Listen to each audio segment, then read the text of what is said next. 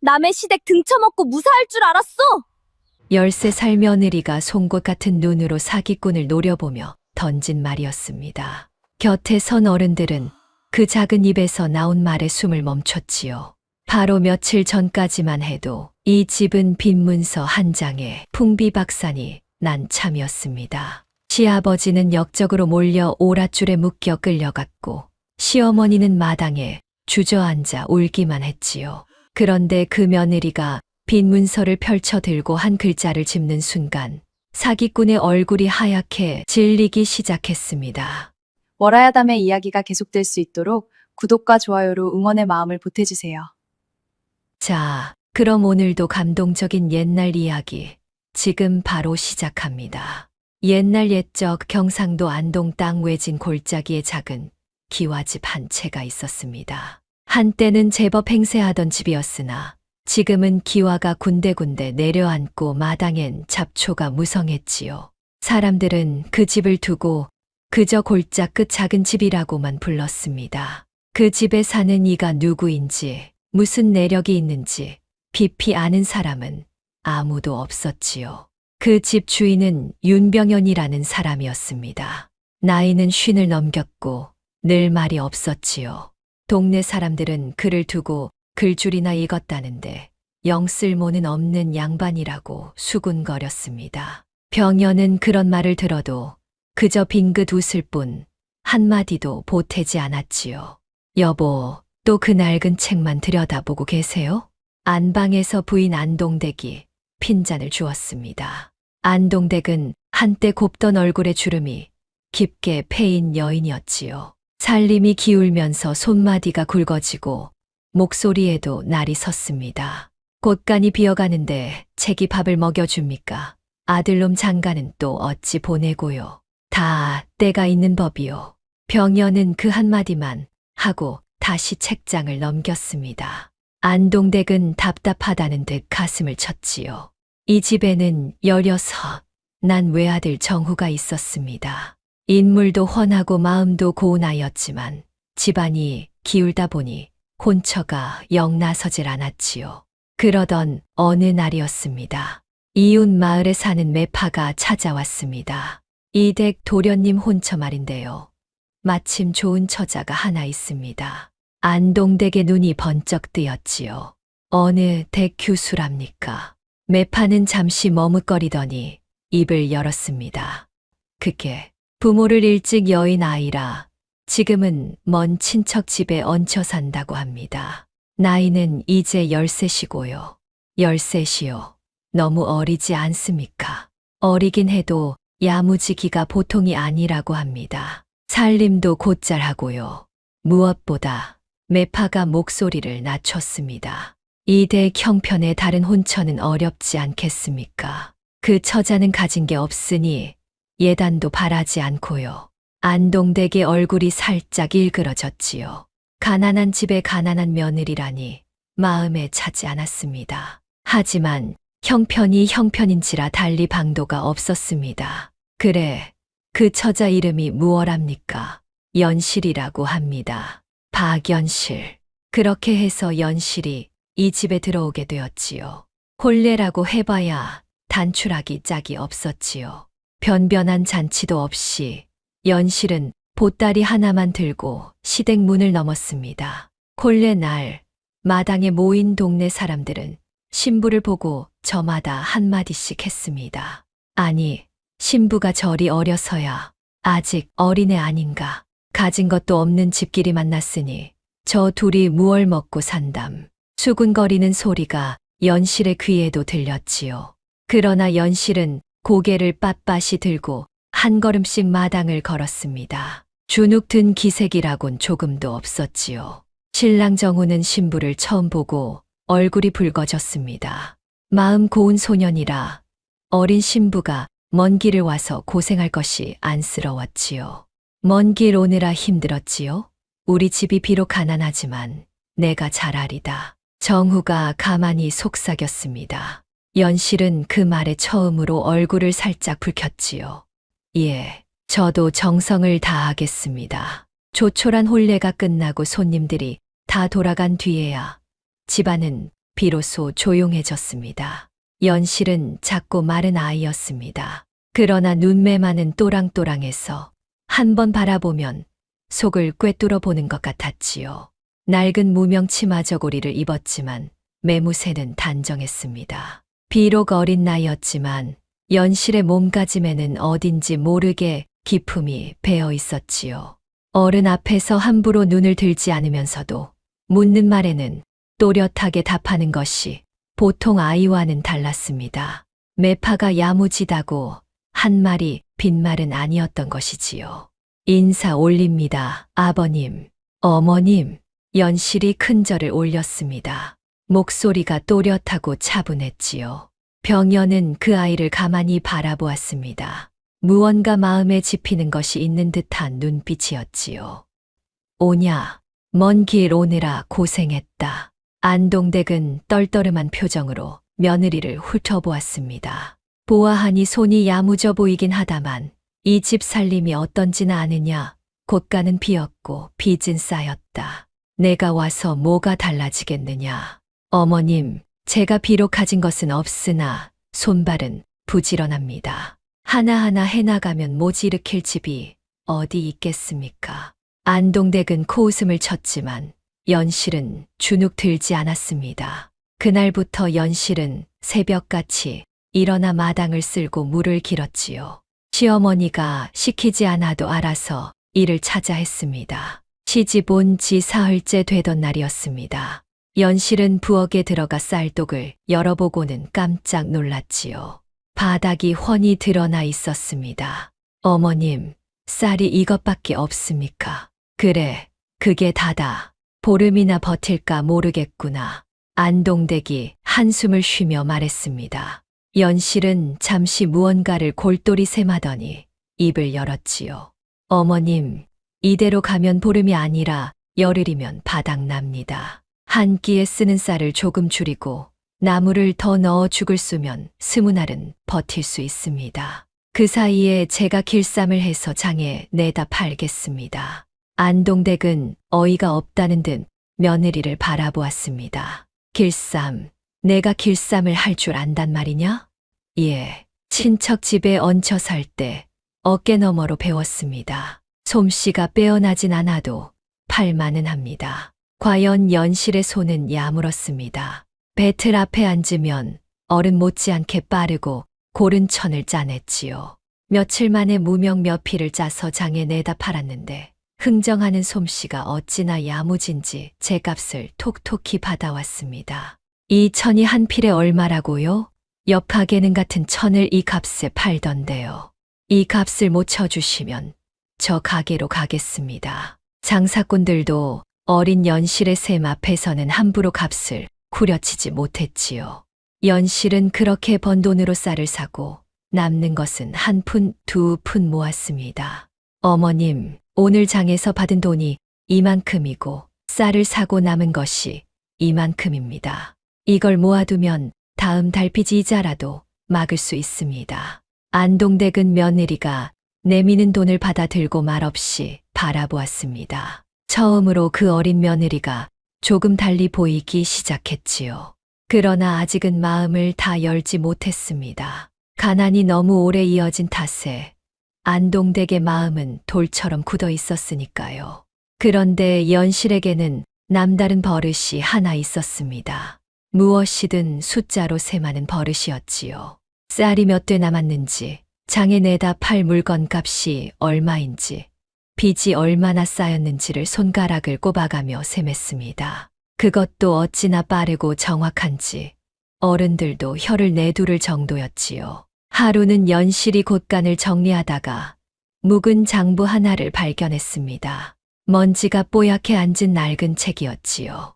연실은 그것을 펼쳐보더니 고개를 갸웃했습니다. 이상하네. 무엇이 이상하다는 게냐? 마침 지나가던 병연이 물었습니다. 연실은 장부를 가리켰지요.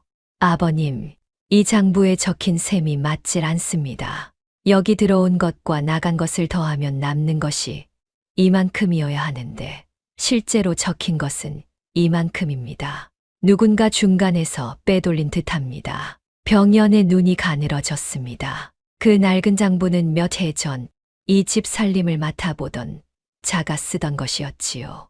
그 자가 살림을 빼돌려 집안이 기울기 시작했다는 것을 병연은 알고 있었습니다. 그런데 그것을 이 어린 며느리가 단번에 짚어낸 것이지요. 내가 그것을 어찌 알았느냐? 샘은 거짓을 말하지 않으니까요. 들어온 것과 나간 것을 맞춰보면 어긋난 자리가 보입니다. 병연은 한참 동안 연실을 바라보았습니다. 그 눈빛 속에 놀라움과 함께 무언가 아련한 그리움 같은 것이 스쳤지요. 마치 오래전 누군가를 떠올리는 듯한 표정이었습니다. 아버님, 어디 편찮으십니까? 아니다. 아무것도 아니다. 병연은 황급히 표정을 거두었습니다. 그러고는 그 낡은 장부를 받아들고 안으로 들어갔지요. 연실은 그 뒷모습을 고개를 갸웃하며 바라보았습니다. 그날 밤, 연실은 잠자리에 누워 보따리 속에서 작은 물건 하나를 꺼냈습니다. 어머니가 남긴 은가락지였지요. 친정이라고 부를 곳도 없이 이 집 저 집 떠돌던 연실에게 그 가락지는 유일한 혈육의 정표였습니다. 어머니, 아버지, 연실이는 이제 시집을 왔어요. 두 분이 보고 계시지요? 연실은 가락지를 꼭 쥐고 눈을 감았습니다. 부모님 얼굴은 이제 가물가물했지요. 다만 아버지가 늘 하시던 말씀만은 또렷이 기억났습니다. 거짓 장부는 아무리 꾸며도 한 줄의 셈이 어긋나는 법이란다. 연실아, 사람은 속여도 셈은 못 속이지. 어린 연실은 그 말이 무슨 뜻인지 잘 몰랐습니다. 그저 아버지가 장부를 들여다보며 자주 하시던 말씀이라 귀에 익었을 뿐이지요. 아버지는 늘 등잔불 아래에서 장부를 펼쳐놓고 한 줄 한 줄 손가락으로 짚어가며 셈을 맞추곤 하셨습니다. 그 모습이 어린 연실의 눈에는 참으로 든든해 보였지요. 그 말이 훗날 자신의 운명을, 그리고 이 집안의 운명을 어떻게 바꾸어 놓을지 그때의 연실은 알지 못했습니다. 이 작은 집에 시집온 13살 며느리, 아무도 그 아이가 무엇을 품고 있는지 몰랐지요. 시어머니는 그저 입 하나 더 늘었다고 한숨을 쉬었고, 동네 사람들은 가난한 집에 가난한 며느리가 들어왔다고 수군거렸습니다. 그러나 머지않아 이 골짜 끝 작은 집에 거센 바람이 몰아치게 됩니다. 그리고 그 바람 앞에서 가장 먼저 일어선 것은 다름 아닌 이 작고 마른 며느리였지요. 연실이 시집온 지 두어 달이 지났습니다. 그 사이 작은 집에는 조금씩 생기가 돌기 시작했지요. 비어가던 곳간에 곡식이 조금 채워지고 마당의 잡초도 말끔히 뽑혔습니다. 연실의 부지런한 손길이 닿지 않은 곳이 없었으니까요. 하지만 안동댁의 마음은 여전히 풀리지 않았습니다.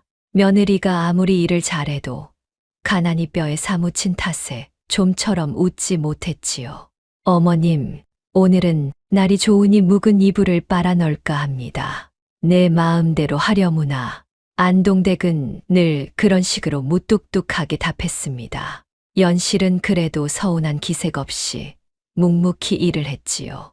그러던 어느 날, 연실은 빨래를 널다가 시아버지, 병연이 사랑채에서 무언가를 골똘히 들여다보는 것을 보았습니다. 병연은 늘 그 낡은 책들을 곁에 두고 살았지요. 동네 사람들은 쓸모없는 책벌레라고 비웃었지만 연실이 보기에 시아버지의 눈빛은 예사롭지 않았습니다. 무언가 깊은 사연을 품은 사람의 눈이었지요. 아버님, 차 한 잔 올릴까요? 오냐, 고맙구나. 연실이 차를 내오자 병연은 책을 덮고 며느리를 바라보았습니다. 연실아, 너는 셈을 어디서 배웠느냐? 친정 아버님께 어깨너머로 배웠습니다. 아버님께서 늘 장부를 들여다보셨거든요. 내 아버님은 무얼 하시던 분이냐? 연실은 잠시 머뭇거렸습니다. 친정 아버지에 대한 기억은 많지 않았지요. 너무 어릴 때 여의었으니까요. 잘은 모릅니다. 다만 글을 많이 읽으시고 늘 옳고 그름을 따지시던 분이라고 들었습니다. 제가 11살 되던 해에 돌아가셨고 어머니도 그 무렵에 그 뒤로는 친척 집을 떠돌았습니다. 병연의 표정이 미묘하게 흔들렸습니다. 무언가 짚히는 것이 있는 듯 했지요. 그러나 그는 더 묻지 않고 그저 고개를 끄덕였습니다. 고생이 많았겠구나. 이제 이 집이 내 집이니 마음 편히 지내거라. 예, 아버님, 감사합니다. 연실은 그 말이 참으로 따뜻하게 느껴졌습니다. 친정을 잃은 뒤로 누구도 그렇게 다정하게 말해준 적이 없었으니까요. 차를 물리고 나오려는데 병연이 문득 연실을 불러 세웠습니다. 연실아, 한 가지만 더 묻자. 내 아버님 함자가 어찌 되시느냐? 외자 아래에 제 자를 쓰셨습니다. 윤재라고 들었습니다. 순간 병연의 손에 든 찻잔이 가늘게 떨렸습니다. 찬물이 한 방울 흘러 손등을 적셨지요. 그러나 병연은 애써 태연한 척했습니다. 그래, 좋은 함자로구나. 그만 나가 보거라. 연실이 물러간 뒤 병연은 한참을 멍하니 앉아 있었습니다. 그 눈가에 이슬 같은 것이 맺혔지요. 윤재라, 그 사람의 딸이 어찌하여 내 집에. 병연은 무언가 깊은 회한에 잠긴 듯 낮게 중얼거렸습니다. 그러나 그 말은 너무 작아서 아무도 듣지 못했지요. 이 우연한 혼인 뒤에 어떤 인연의 실타래가 감겨 있는지 연실은 아직 알 길이 없었습니다. 그 무렵 마을에는 새로운 인물이 하나 나타났습니다. 한양에서 내려왔다는 경석이라는 자였지요. 비단 두루마기를 걸치고 번지르르한 얼굴을 한 사내였습니다. 그는 마을을 돌며 어려운 집에 돈을 빌려준다고 소문을 냈지요. 그런데 이상한 일이 있었습니다. 경석이 마을에 나타난 그날 사랑채에서 그 모습을 멀리 내다본 병연의 안색이 굳어졌던 것이지요. 저자가 어찌하여 이런 시골까지. 병연은 낮게 중얼거리며 미간을 좁혔습니다. 마치 그 사내를 전부터 알고 있는 듯한 눈치였지요. 그러나 곁에 있던 안동댁은 그 말을 흘려들었습니다. 무슨 말씀이세요? 아니요. 아무것도 아니요. 병연은 황급히 말을 돌렸습니다. 하지만 그날 이후로 병연은 부쩍 말수가 줄고 밤늦도록 사랑채 등불을 끄지 않았지요. 형편 어려운 분들 걱정 마시오.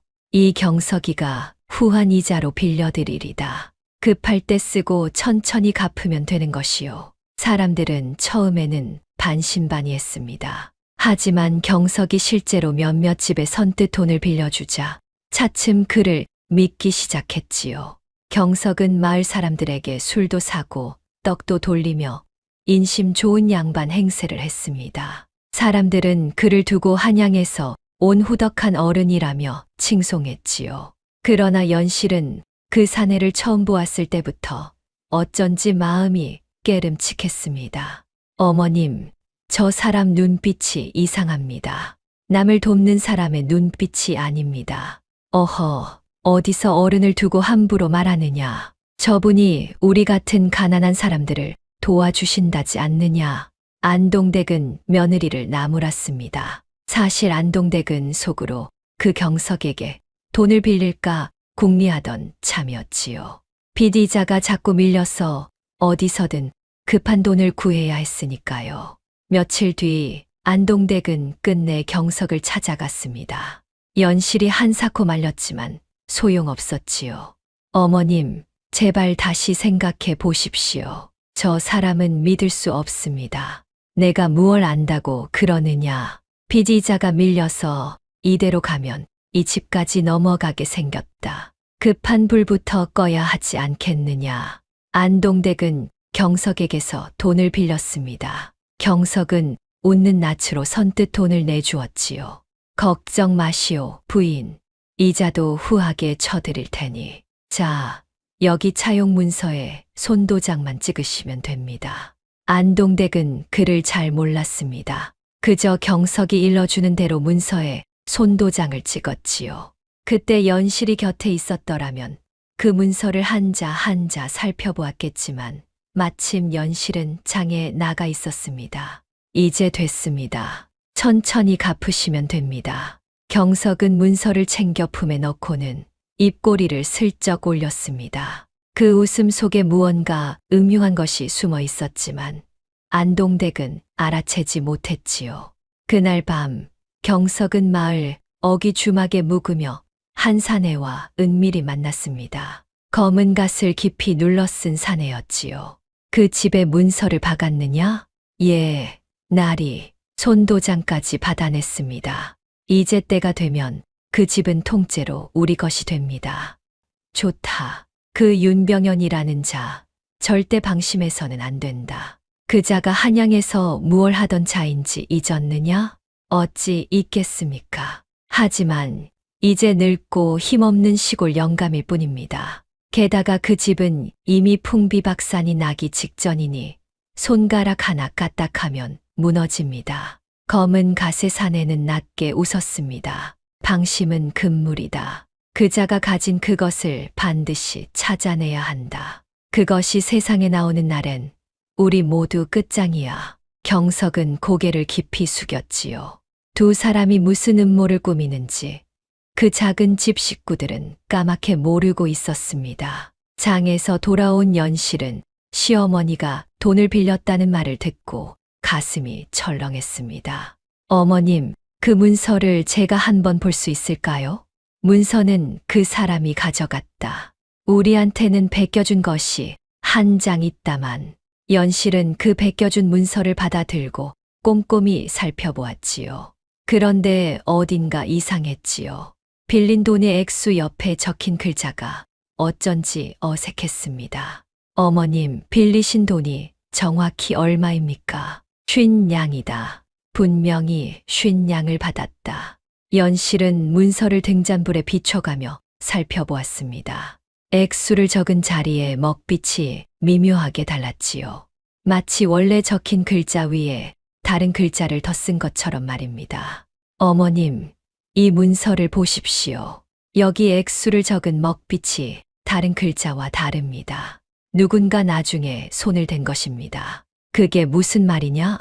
50냥을 빌리셨는데 문서에는 다른 액수가 적혀 있는 듯합니다. 게다가 갚는 날짜도. 연실의 목소리가 떨렸습니다. 문서에 적힌 셈을 따져보니 이대로라면 이 집은 빚을 갚을 길이 없었지요. 무언가 크게 잘못되어 가고 있었습니다. 그러나 그것이 얼마나 무서운 함정인지 그때는 아직 아무도 알지 못했지요. 이튿날 연실은 마음이 놓이지 않아 마을을 돌아다녔습니다. 경석에게 돈을 빌린 집이 또 있는지 알아보려는 것이었지요. 과연 경석에게 돈을 빌린 집이 한둘이 아니었습니다. 우리 집도 그 사람한테 빌렸지. 후하게 빌려준다기에 고마웠는데 건넌 마을 노파가 한숨을 쉬며 말했습니다. 연실은 그 집 문서도 슬쩍 보여달라 청했지요. 노파는 그를 몰라 연실에게 읽어달라 했습니다. 연실이 문서를 살펴보니 이 집 문서에도 똑같은 수법이 숨어 있었습니다. 액수가 부풀려져 있고 갚는 날짜가 터무니없이 짧게 적혀 있었지요. 할머니, 이 문서대로라면 다음 달까지 빌린 돈의 곱절을 갚아야 합니다. 못 갚으면 집을 내놓아야 한다고 적혀 있습니다. 뭐라고 그런 말은 들은 적이 없는데. 노파의 얼굴이 새파랗게 질렸습니다. 연실은 그제야 깨달았지요. 경석이라는 자는 가난한 사람을 돕는 척하면서 실은 글 모르는 이들을 속여 집과 땅을 통째로 빼앗으려는 속셈이었던 것입니다. 이건 한 집만 노린 일이 아닙니다. 마을 전체를 노린 것입니다.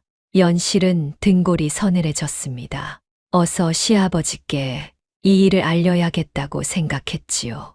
그러나 집으로 달려오는 연실의 앞에 이미 더 큰 먹구름이 무겁게 들이우고 있었습니다. 그 먹구름이 몰고 올 비바람이 얼마나 모진 것인지 연실은 미처 알지 못했지요. 집으로 돌아온 연실은 곧장 시아버지를 찾아 사랑채로 갔습니다.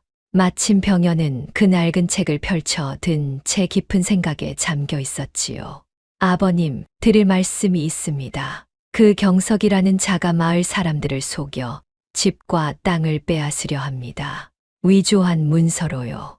우리 집도 그 함정에 걸려들었습니다. 병연은 며느리의 말을 듣고 한참을 말이 없었습니다. 그러더니 무겁게 입을 열었지요. 역시 그자였구나. 연실아, 이 일은 내가 생각하는 것보다 훨씬 깊고 위험한 일이다. 그자 뒤에는 보이지 않는 큰 손이 있어. 부디 함부로 나서지 말거라. 아버님, 그자를 아십니까? 어찌 그리 말씀하십니까? 병연은 대답 대신 깊은 한숨만 내쉬었습니다. 그 눈빛에는 오랜 세월 묻어둔 어떤 두려움과 회한이 어려 있었지요. 연실은 시아버지가 무언가 큰 비밀을 품고 있음을 직감했지만 더는 캐묻지 못했습니다. 연실이 집에 돌아왔을 때 마당에는 이미 한바탕 소동이 벌어진 뒤였습니다. 경석이 사람들을 데리고 와서 빚을 갚으라며 으름장을 놓고 있었지요. 약속한 날이 지났소이다. 빌린 돈을 갚든지 아니면 이 집을 내놓든지 하시오. 그게 무슨 말씀이오? 아직 갚을 날이 한참 남았는데. 안동댁이 새파랗게 질려 따졌습니다. 경석은 품에서 문서를 꺼내 흔들었지요.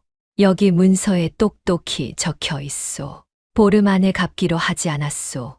글을 모르신다면 읽어드리리다. 원금 100냥에 이자 50냥, 도합 150냥을 보름 안에 갚는다고 말이오. 150냥이라니 나는 50냥을 빌렸을 뿐이오. 허허, 문서가 이리 멀쩡한데 무슨 딴소리시오. 손도장도 부인이 직접 찍으셨잖소.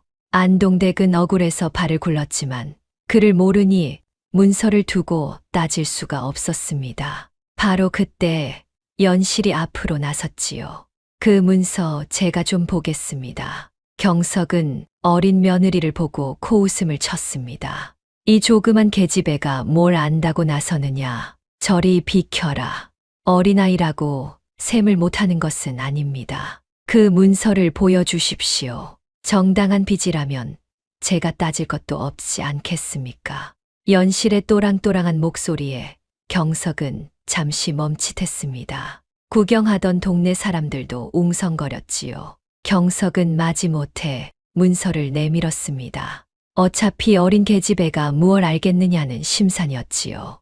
연실은 문서를 받아들고 한자 한자 짚어가며 읽었습니다. 그러더니 고개를 들고 또박또박 말했지요. 이 문서에는 100냥을 빌렸다고 적혀 있습니다. 하지만 우리 어머님은 50냥을 받으셨습니다. 더구나 이 액수를 적은 먹빛이 다른 글자와 다릅니다.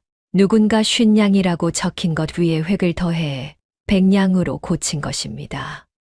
무슨 헛소리를. 경석의 얼굴이 일그러졌습니다. 연실은 물러서지 않았지요. 또 있습니다. 갚는 날짜도 원래는 한 해 뒤라고 적혀 있었는데 그 위에 보름이라고 더 쓴 흔적이 있습니다. 등잔불에 비춰보면 누구라도 알 수 있습니다. 여러분, 이리 와서 직접 보십시오. 동네 사람들이 우르르 몰려들어 문서를 들여다보았습니다. 과연 연실의 말대로 액수와 날짜를 적은 자리의 먹빛이 미묘하게 달랐지요. 정말이네. 글자 위에 더 쓴 자국이 있어. 이거 위조 아닌가? 저 양반이 우리를 속인 게야. 웅성거림이 점점 커졌습니다. 경석의 이마에 식은땀이 맺혔지요. 그러나 그는 이내 표정을 바꾸고 목소리를 높였습니다. 닥쳐라. 한낱 어린 계집애의 말을 믿겠다는 게냐? 이 문서는 관아에서도 인정하는 정당한 문서다. 갚지 못하겠다면 관아에 고하여 이 집을 압류하겠다. 경석이 큰 소리를 치며 돌아갔습니다. 그러나 그 뒷모습에는 당황한 기색이 역력했지요. 어린 며느리가 그렇게 단번에 위조를 짚어낼 줄은 몰랐던 것입니다. 그날 밤 병연은 연실을 사랑채로 불렀습니다. 오늘 내가 한 일을 들었다. 참으로 영민하구나. 그 문서가 위조라는 것을 어찌 그리 단번에 알았느냐? 셈이 맞지 않았기 때문입니다. 거짓 장부는 아무리 꾸며도 한 줄의 셈이 어긋나는 법이라고 제 친정 아버님께서 늘 말씀하셨습니다. 사람은 속여도 셈은 못 속인다고요. 순간 병연의 눈이 크게 흔들렸습니다. 그 말은 병연이 너무도 잘하는 말이었으니까요. 그 말을 내 아버님께서 하셨다고? 예, 늘 입버릇처럼 하시던 말씀입니다. 그게 무슨 뜻인지 어릴 때는 잘 몰랐는데 오늘에야 알 것 같습니다. 병연은 한참을 말없이 앉아 있었습니다. 그의 눈가에 다시 이슬이 맺혔지요. 그러나 그는 끝내 속내를 털어놓지 않았습니다. 연실아, 부디 몸을 조심하거라. 저 경석이라는 자는 보통 사람이 아니다. 그 자 뒤에는 더 무서운 자들이 있어. 아버님, 그게 무슨 말씀입니까? 저 자를 아십니까? 병연은 대답 대신 깊은 한숨만 내쉬었습니다. 언젠가는 다 말해주마. 지금은 때가 아니다. 다만 이것만은 명심하거라. 무슨 일이 있어도 셈으로 따져 진실을 밝히는 그 마음을 잃지 말거라. 그것이 너를 지켜줄 것이다. 연실은 영문을 알 수 없었지만 시아버지의 간곡한 눈빛에 고개를 끄덕였지요. 그날 밤 사랑채의 등불은 또 새벽까지 꺼지지 않았지요. 그로부터 며칠이 지나지 않아 끔찍한 일이 벌어졌습니다. 한낮의 관아에서 포졸들이 들이닥친 것입니다. 윤병연은 어디 있느냐? 어명을 받들어 역적 윤병연을 잡으러 왔다. 마당이 발칵 뒤집혔습니다. 안동댁이 비명을 지르며 주저앉았지요. 역적이라니요. 무슨 말씀이십니까? 우리 집 양반이 무슨 역적이란 말입니까? 포졸들은 막무가내였습니다. 사랑채로 들이닥쳐 병연을 끌어냈지요. 병연은 저항하지 않았습니다. 마치 이런 날이 올 줄 알았다는 듯 담담한 얼굴이었지요. 아버님, 연실이 달려나왔습니다. 정우도 새파랗게 질려 아버지에게 매달렸지요. 아버지를 어디로 데려가는 겁니까? 우리 아버지가 무슨 죄를 지었다고. 포졸 우두머리가 두루마리를 펼쳐 읽었습니다. 역적 윤병연은 10여 년 전 조정의 기밀 문서를 빼돌려 역모를 꾀한 죄인이다. 그간 신분을 숨기고 도망하여 살았으나 이제 그 죄가 드러났으니 한양으로 압송하여 국문할 것이다. 그건 모함입니다. 우리 아버님은 그런 분이 아닙니다.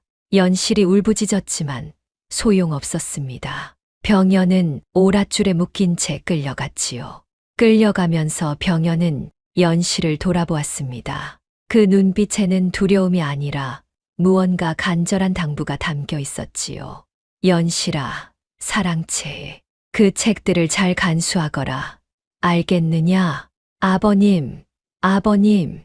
연실은 끌려가는 시아버지를 향해 외쳤습니다. 걱정 마십시오. 제가 반드시 모셔오겠습니다. 무슨 일이 있어도 아버님을 구해내겠습니다. 병연의 모습이 골목 끝으로 사라졌습니다. 마당에는 안동댁의 통곡 소리만 가득했지요. 한순간에 가장을 잃은 작은 집은 그야말로 풍비박산이 나고 말았습니다. 그러나 연실은 울고만 있지 않았습니다. 눈물을 닦고 이를 악물었지요. 울고 있을 때가 아닙니다. 아버님 말씀대로 저 책들부터 지켜야 합니다. 연실의 눈빛이 어느 때보다 형형하게 빛났습니다. 이제부터가 진짜 싸움이라는 것을 연실은 본능적으로 알고 있었지요. 연실은 곧장 사랑채로 들어갔습니다. 시아버지가 그토록 애지중지하던 책들이 그대로 쌓여 있었지요. 연실은 그 책들을 하나하나 살펴보았습니다. 겉보기에는 그저 낡은 책일 뿐이었지요. 그러나 시아버지가 끌려가면서까지 당부한 데에는 분명 까닭이 있을 터였습니다. 이 책들 속에 무언가 있는 것이 분명해. 연실은 책장을 한 장 한 장 넘기며 살폈습니다. 하지만 그날은 아무것도 찾지 못했지요. 다만 연실은 그 책들을 마루 밑 깊숙한 곳에 숨겨두었습니다. 경석의 무리가 언제 들이닥칠지 모르니까요. 과연 그 예감은 틀리지 않았습니다. 이튿날 경석이 사람들을 데리고 다시 찾아왔지요. 역적의 집이라 이 말이지. 잘 됐군. 이 집은 이제 나라에 몰수될 것이고 그 전에 내 빚부터 받아내야겠다. 경석은 능청스럽게 마당을 둘러보았습니다. 그러더니 부하들에게 명했지요. 집안을 샅샅이 뒤져라. 감 나가는 것은 모조리 가져가고 특히 책이나 문서 같은 것이 있으면 빠짐없이 챙겨라. 연실은 가슴이 철렁했습니다. 경석이 노리는 것이 바로 그 책들임을 직감한 것이지요. 부하들이 사랑채를 뒤지기 시작했습니다. 그러나 연실이 미리 책을 숨겨둔 덕에 그들은 빈손으로 나올 수밖에 없었지요. 책이 한 권도 없습니다요. 나리, 뭐라, 그럴 리가 없다. 그 늙은이가 평생 끼고 살던 책들이 어디로 갔단 말이냐. 경석은 길길이 날뛰며 연실을 노려보았습니다. 내 인연 책을 어디 숨겼느냐? 바른 대로 말하지 않으면 가만두지 않겠다.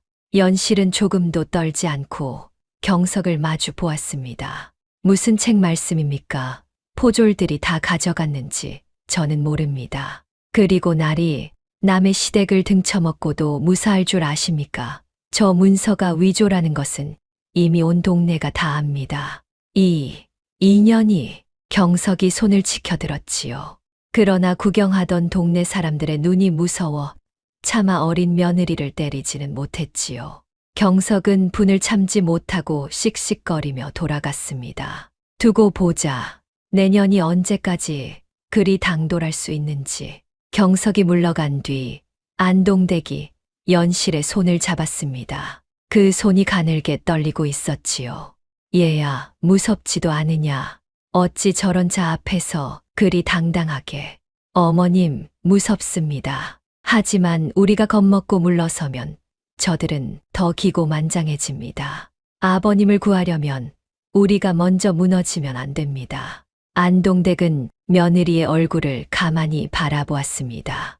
13살 어린아이의 얼굴에 어쩌면 그런 단단한 빛이 서려 있는지 안동댁은 처음으로 며느리에게 의지하고 싶어졌지요. 내 말이 옳다. 그래, 우리가 무너지면 안 되지. 그런데 얘야, 이제 우리가 무얼 어찌해야 한단 말이냐. 연실은 잠시 생각에 잠겼습니다. 그러고는 또박또박 말했지요. 먼저 아버님께 씌워진 누명이 어떤 것인지 알아야 합니다. 그리고 경석이라는 자가 왜 이토록 우리 집 책에 집착하는지도요. 이 두 가지는 분명 이어져 있습니다. 아버님께서 끌려가시면서 책을 지키라 하신 데에는 반드시 까닭이 있습니다. 연실의 머릿속에서는 이미 실타래가 풀리기 시작하고 있었습니다. 어린 며느리의 진짜 싸움이 이제 막 시작된 것이지요. 시아버지가 끌려간 뒤로 작은 집은 깊은 시름에 잠겼습니다. 안동댁은 끼니도 거른 채 눈물로 나를 보냈고 정우는 아버지를 구할 길이 없어 발만 동동 굴렀지요. 연실아, 한양까지는 천리 길이다. 우리 같은 사람이 어찌 거기까지 가서 아버님을 구한단 말이냐. 게다가 역적으로 몰리셨으니 잘못 나섰다간 우리까지 끌려갈 게야. 정우가 한숨을 쉬며 말했습니다. 안동댁도 고개를 떨구었지요. 그래, 차라리 이대로 숨죽이고 사는 게 낫지 않겠느냐. 괜히 나섰다가 화를 더 키울까 두렵구나. 집안 어른들은 모두 두려움에 떨었습니다. 그러나 연실의 생각은 달랐지요. 어머님, 서방님, 가만히 있으면 아버님은 영영 누명을 벗지 못하고 돌아가시게 됩니다. 누군가는 나서야 합니다. 하지만 우리가 무슨 힘이 있어 그 큰일을. 힘이 없으면 머리를 써야지요. 저들은 거짓으로 아버님을 모함했습니다. 거짓은 아무리 단단해 보여도 반드시 빈틈이 있는 법입니다. 그 빈틈을 찾아내면 우리가 이길 수 있습니다. 얘야, 말은 쉽다만 상대는 나라의 높은 자들이 아니냐. 우리 같은 미천한 것들이 어찌. 안동댁이 한숨을 쉬었습니다. 연실은 시어머니의 손을 가만히 잡았지요. 어머님, 높고 낮음이 옳고 그름을 정하는 것은 아닙니다. 아무리 높은 자라도 죄를 지었으면 죄인이고 아무리 낮은 자라도 옳으면 옳은 것입니다. 저는 그렇게 배웠습니다. 연실의 말에는 묘한 힘이 있었습니다. 정후도 안동댁도 어느새 어린 며느리의 말에 귀를 기울이고 있었지요. 먼저 아버님께서 무슨 일로 누명을 쓰셨는지부터 알아야 합니다. 포졸들이 10여 년 전 조정 기밀 문서를 빼돌렸다고 했지요. 그렇다면 아버님은 10여 년 전에 조정과 관련된 일을 하셨다는 뜻입니다. 어머님, 아버님께서 예전에 무슨 일을 하셨는지 아십니까? 안동댁은 머뭇거렸습니다. 그게 나도 잘은 모른다. 내가 시집 왔을 때 이미 이 시골에 묻혀 사셨으니까. 다만 가끔 술에 취하시면 한양 이야기를 하시곤 했다. 억울하게 쫓겨났다고, 언젠가는 진실을 밝히겠다고. 억울하게 쫓겨났다고요? 연실의 눈이 반짝였습니다. 무언가 실마리가 잡히는 듯 했지요. 그렇다면 아버님은 10여 년 전 한양에서 무슨 일을 겪으시고 그 일 때문에 이 시골로 숨어드신 겁니다. 그리고 지금 그 일이 다시 들춰진 것이지요. 경석이라는 자가 나타난 것도 결코 우연이 아닙니다. 바로 그때 연실은 시아버지가 마지막으로 남긴 말을 떠올렸습니다. 사랑채의 책들을 지키라 하셨지요. 그 책들 속에 분명 무언가 있습니다. 어쩌면 아버님의 누명을 벗길 열쇠가 거기 있을지도 모릅니다. 연실은 그날 밤부터 마루 밑에 숨겨둔 책들을 꺼내 샅샅이 뒤지기 시작했습니다. 등잔불 아래에서 밤을 새워가며 책장을 넘겼지요. 하지만 책들은 그저 평범한 경서와 시문집일 뿐 특별한 것은 보이지 않았습니다. 이상하다. 분명 무언가 있을 텐데. 며칠 밤을 그렇게 보냈지만 아무 소득이 없었습니다. 연실은 지치기 시작했지요. 그러나 포기하지 않았습니다. 책을 한 권 한 권 다시 살피던 중 연실은 유난히 두꺼운 책 한 권에 눈길이 갔습니다. 다른 책보다 표지가 두툼했지요. 이 책은 어쩐지 좀 다르네. 연실이 그 표지를 조심스럽게 만져보니 안쪽에서 바스락거리는 소리가 났습니다. 표지 안에 무언가 끼워져 있는 것이 분명했지요. 연실은 떨리는 손으로 표지를 살살 뜯어냈습니다. 그러자 그 안에서 얇게 접힌 종이 한 장이 나왔지요. 이게 뭐지? 연실이 그 종이를 펼쳤습니다. 거기에는 깨알 같은 글씨로 무언가가 빼곡히 적혀 있었지요. 그것은 어떤 명단이었습니다. 사람들의 이름과 함께 그들이 주고받은 돈의 액수가 적힌 장부였지요. 이건 뇌물장부. 연실의 가슴이 두근거렸습니다. 명단에 적힌 이름들은 하나같이 높은 벼슬아치들이었지요. 그리고 그 맨 위에 연실의 눈에 익은 이름 하나가 적혀 있었습니다. 바로 경석의 진짜 주인, 검은 갓을 쓴 그 사내의 이름이었지요. 연실은 아직 그 사내를 본 적이 없었지만 이 장부야말로 시아버지가 목숨처럼 지키려 한 것임을 직감했습니다. 이것이 아버님의 누명을 벗길 열쇠야. 아버님은 이 부패한 자들의 죄를 알고 계셨던 거야. 그래서 저들이 아버님을 역적으로 몰아입을 막으려 한 거고 마침내 실마리가 풀리기 시작했습니다. 연실은 그 장부를 가슴에 꼭 품었지요. 그런데 그 장부 맨 뒷장에 시아버지의 글씨로 보이는 짧은 글귀가 적혀 있었습니다. 하늘이 무심치 않으니 언젠가 이 죄목이 백일하에 드러나리라. 다만 나 혼자의 힘으로는 부족하구나. 부디 뒷사람이 이 뜻을 이어주기를. 연실은 그 글귀를 읽으며 눈물이 핑 돌았습니다. 시아버지가 얼마나 오랜 세월 이 한을 품고 살아왔는지 그 마음이 고스란히 전해졌으니까요. 아버님, 제가 잊겠습니다. 아버님의 그 뜻, 제가 반드시 이어서 끝을 보겠습니다. 연실은 그 장부를 다시 안전한 곳에 깊이 감추었습니다. 이제 이 장부는 단순한 종이가 아니라 시아버지의 한이자 연실의 다짐이 되었지요. 그러나 동시에 두려움도 밀려왔습니다. 이 장부에 적힌 자들은 나라를 쥐락펴락하는 권력자들이었으니까요. 한낱 13살 며느리가 그들과 맞선다는 것은 계란으로 바위를 치는 일이나 다름없었습니다. 그래도 연실은 물러서지 않기로 마음먹었습니다. 아무리 높은 자들이라도 죄를 지었으면 벌을 받아야 합니다. 거짓 장부는 한 줄의 셈이 어긋나는 법. 저들의 죄도 반드시 드러나게 되어 있어. 연실은 이 장부를 들고 어떻게 싸워야 할지 궁리하기 시작했지요. 무작정 관아에 들고 가면 오히려 빼앗기고 입막음을 당할 게 분명했지요. 신중하게 그러나 단호하게 움직여야 했습니다. 어린 며느리의 머릿속에서 거대한 싸움의 그림이 조금씩 그려지고 있었습니다. 이튿날 연실은 마을 어귀의 한 노인을 찾아갔지요. 김 노인이라 불리는 분이었지요. 한때 관아에서 아전 노릇을 하다 늙어 낙향한 이로 글도 알고 세상 물정에도 밝았습니다. 연실은 평소 그 노인이 고든 사람임을 눈여겨봐 두었지요. 어르신, 한 가지 여쭐 것이 있어 찾아왔습니다. 오냐, 그 작은 집 며느리로구나. 무슨 일이냐? 연실은 시아버지가 끌려간 일과 경석의 사기 행각을 차근차근 이야기했습니다. 다만 뇌물 장부 이야기는 아직 꺼내지 않았지요. 함부로 말할 수 없는 일이었으니까요.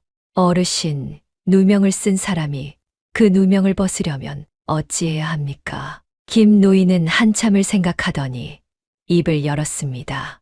누명이란 거짓으로 씌운 죄가 아니냐. 거짓을 이기려면 참된 증거가 있어야 한다.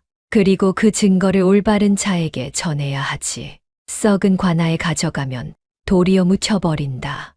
임금께 직접 닿을 수 있는 길을 찾아야 해. 임금께 직접이요?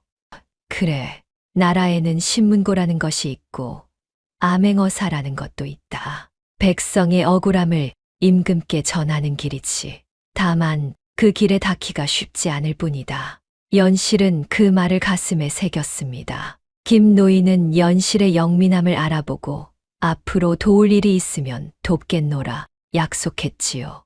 내 시아버님이 어떤 분인지는 모르나 너 같은 며느리를 둔 것을 보면 예사 집안은 아닌 듯하구나. 부디 조심하거라. 연실은 김 노인에게 깊이 절하고 돌아왔습니다. 든든한 조력자를 하나 얻은 셈이었지요. 어두운 길에 작은 등불 하나가 켜진 듯 연실의 마음에도 조금은 힘이 솟았습니다. 그날 밤 정우가 연실의 곁에 앉았습니다. 어린 부부는 등잔불 아래 마주 앉아 두런두런 이야기를 나누었지요.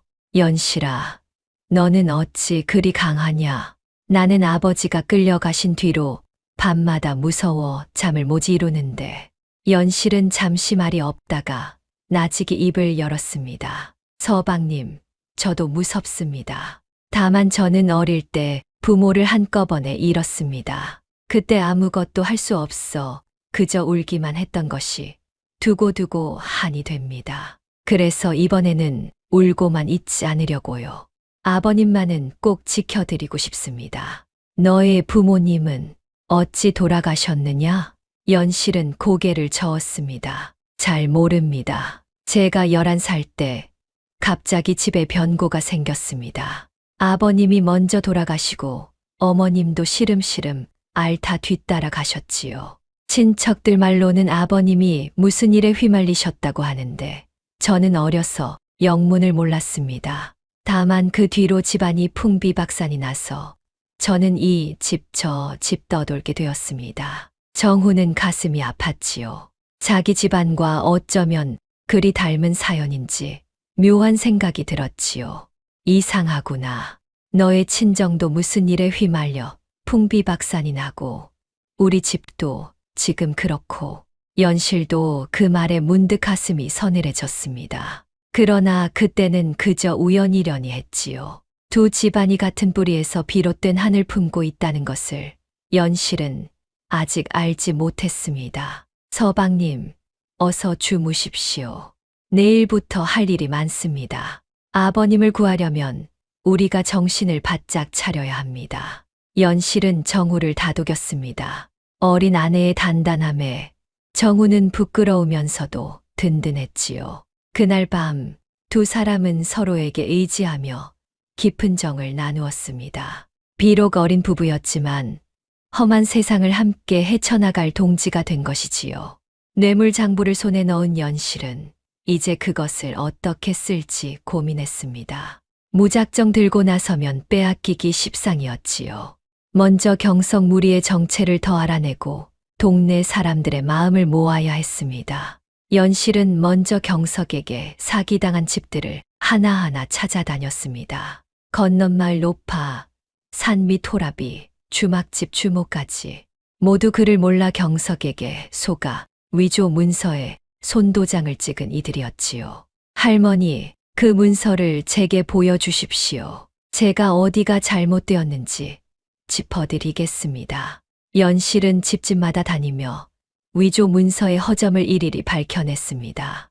액수를 부풀린 자리, 날짜를 고친 자리를 등잔불에 비춰 보여주었지요. 사람들은 그제야 자기들이 속았다는 것을 깨닫고 분개했습니다. 세상에, 우리가 그 사기꾼한테 다 속았구나. 저 어린 새댁이 아니었으면 영영 몰랐을 거야. 집까지 빼앗길 뻔했지 뭔가. 연실은 사기당한 집들을 한데 모았습니다. 혼자서는 약하지만 여럿이 뭉치면 힘이 되니까요.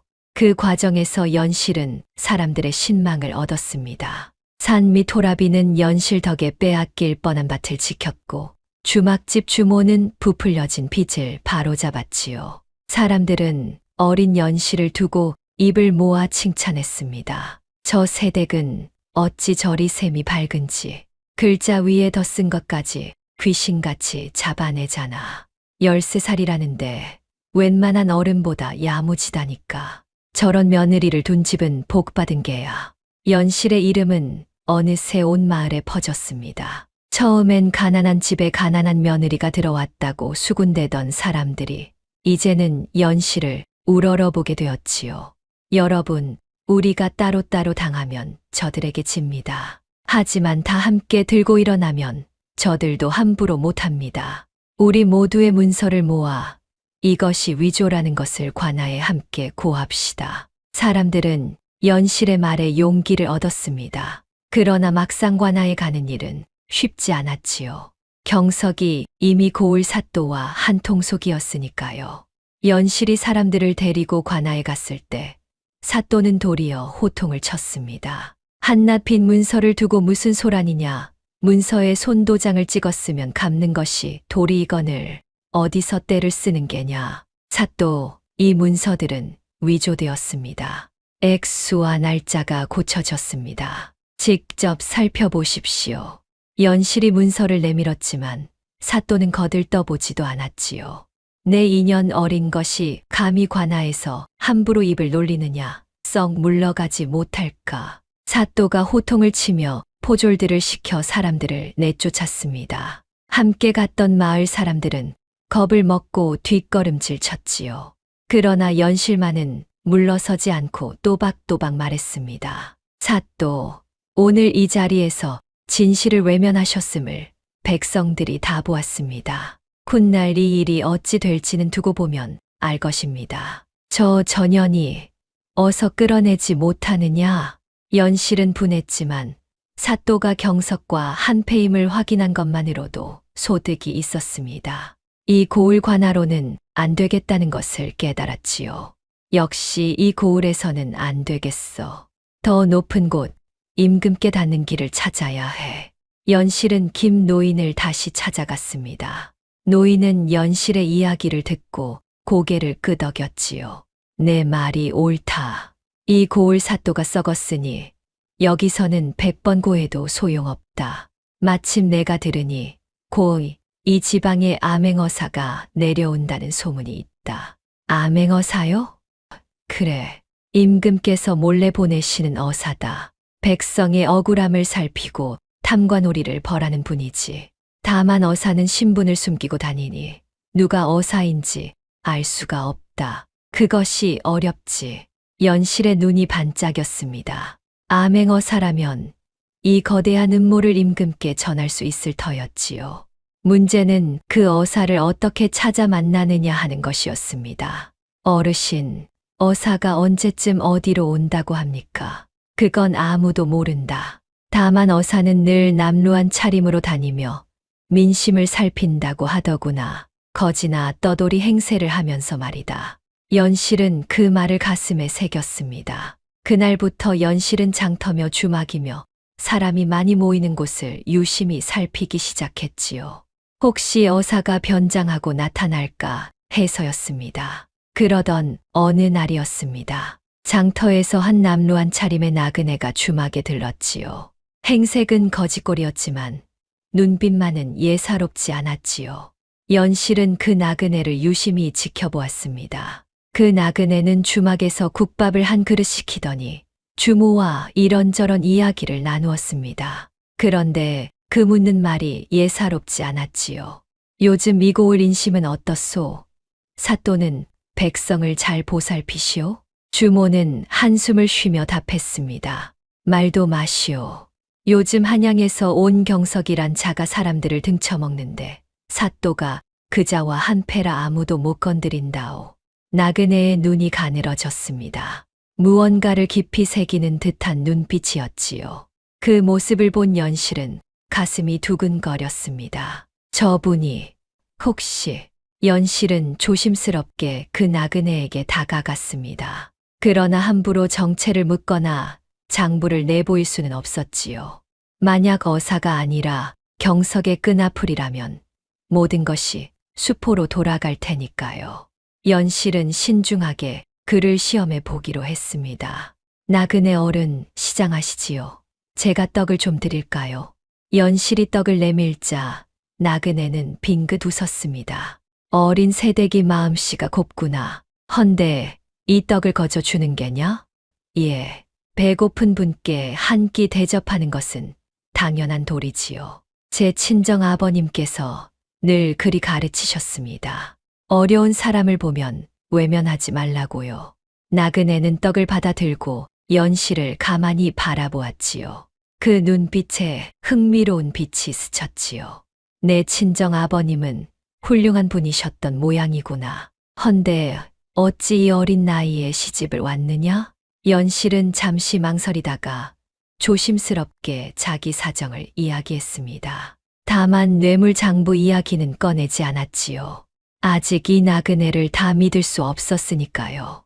나그네는 연실의 이야기를 끝까지 듣더니 깊은 한숨을 내쉬었습니다. 억울한 사연이로구나. 세상에 그런 억울함이 어디 한둘이겠느냐마는. 연실은 그 나그네가 점점 더 예사롭지 않게 느껴졌습니다. 그러나 아직 확신할 수는 없었지요. 좀 더 지켜보기로 하고 연실은 그날은 그렇게 헤어졌습니다. 다만 나그네가 묵는 주막만은 똑똑히 기억해 두었지요. 이튿날 연실은 다시 그 주막을 찾아갔습니다. 나그네를 시험해 볼 묘책을 하나 떠올린 것이지요. 연실은 일부러 셈이 틀린 엽전 꾸러미를 들고 나그네 앞에서 헤아리는 척했습니다. 어디 보자. 하나, 둘, 이상하다. 분명 100푼이어야 하는데 90푼밖에 없네. 누가 10푼을 떼어 먹었나? 연실이 짐짓 큰 소리로 중얼거리자 나그네가 슬쩍 끼어들었습니다. 새댁, 그 셈이 틀렸네. 다시 헤아려 보게. 자네가 처음에 둘씩 묶다가 한 번 건너뛰었어. 연실은 속으로 깜짝 놀랐지요. 보통 사람이라면 남의 엽전셈을 그리 빠르게 짚어내지 못하니까요. 이 나그네는 셈에 매우 밝은 사람이 분명했지요. 글과 셈에 밝은 거지란 세상에 흔치 않은 법입니다. 어른께서는 셈에 참 밝으십니다. 거지 행색을 하셨지만 보통 분이 아니신 듯합니다. 연실이 슬쩍 떠보자 나그네의 표정이 살짝 굳었습니다. 그러나 이내 너털웃음을 지었지요. 허허, 떠돌다 보면 별 재주를 다 익히는 법이지. 셈을 못하면 거지 노릇도 못한다네. 연실은 더 캐묻지 않았습니다. 다만 한 가지 시험을 더 해보기로 했지요. 연실은 나그네에게 글을 아느냐 물으며 종이에 어려운 글귀 하나를 적어 내밀었습니다. 그것은 옛 성현의 글에서 따온 벼슬아치의 도리에 관한 구절이었지요. 어른, 이 글의 뜻을 아십니까? 나그네는 그 글을 보더니 잠시 눈빛이 흔들렸습니다. 그러고는 나직이 그 뜻을 풀이했지요. 벼슬아치가 백성의 고혈을 짜면 그 죄는 하늘이 묻는다는 뜻이다. 참된 관리는 백성을 자식같이 여겨야 하는 법이지. 그 풀이가 어찌나 깊고 막힘이 없는지 연실은 확신에 가까워졌습니다. 이 나그네는 분명 글공부를 깊이 한 사람이었지요. 거지가 아니라 신분을 숨긴 귀한 사람임이 틀림없었습니다. 이분이 어사가 아니면 누가 어사겠어. 하지만 아직 섣불리 장부를 보여서는 안 돼. 한 번만 더 확인하자. 연실은 마지막으로 그 나그네의 사람됨을 시험하기로 했습니다. 마침 주막 마당에서 한 아이가 떡장수의 떡을 훔치다 들켜 매를 맞고 있었지요.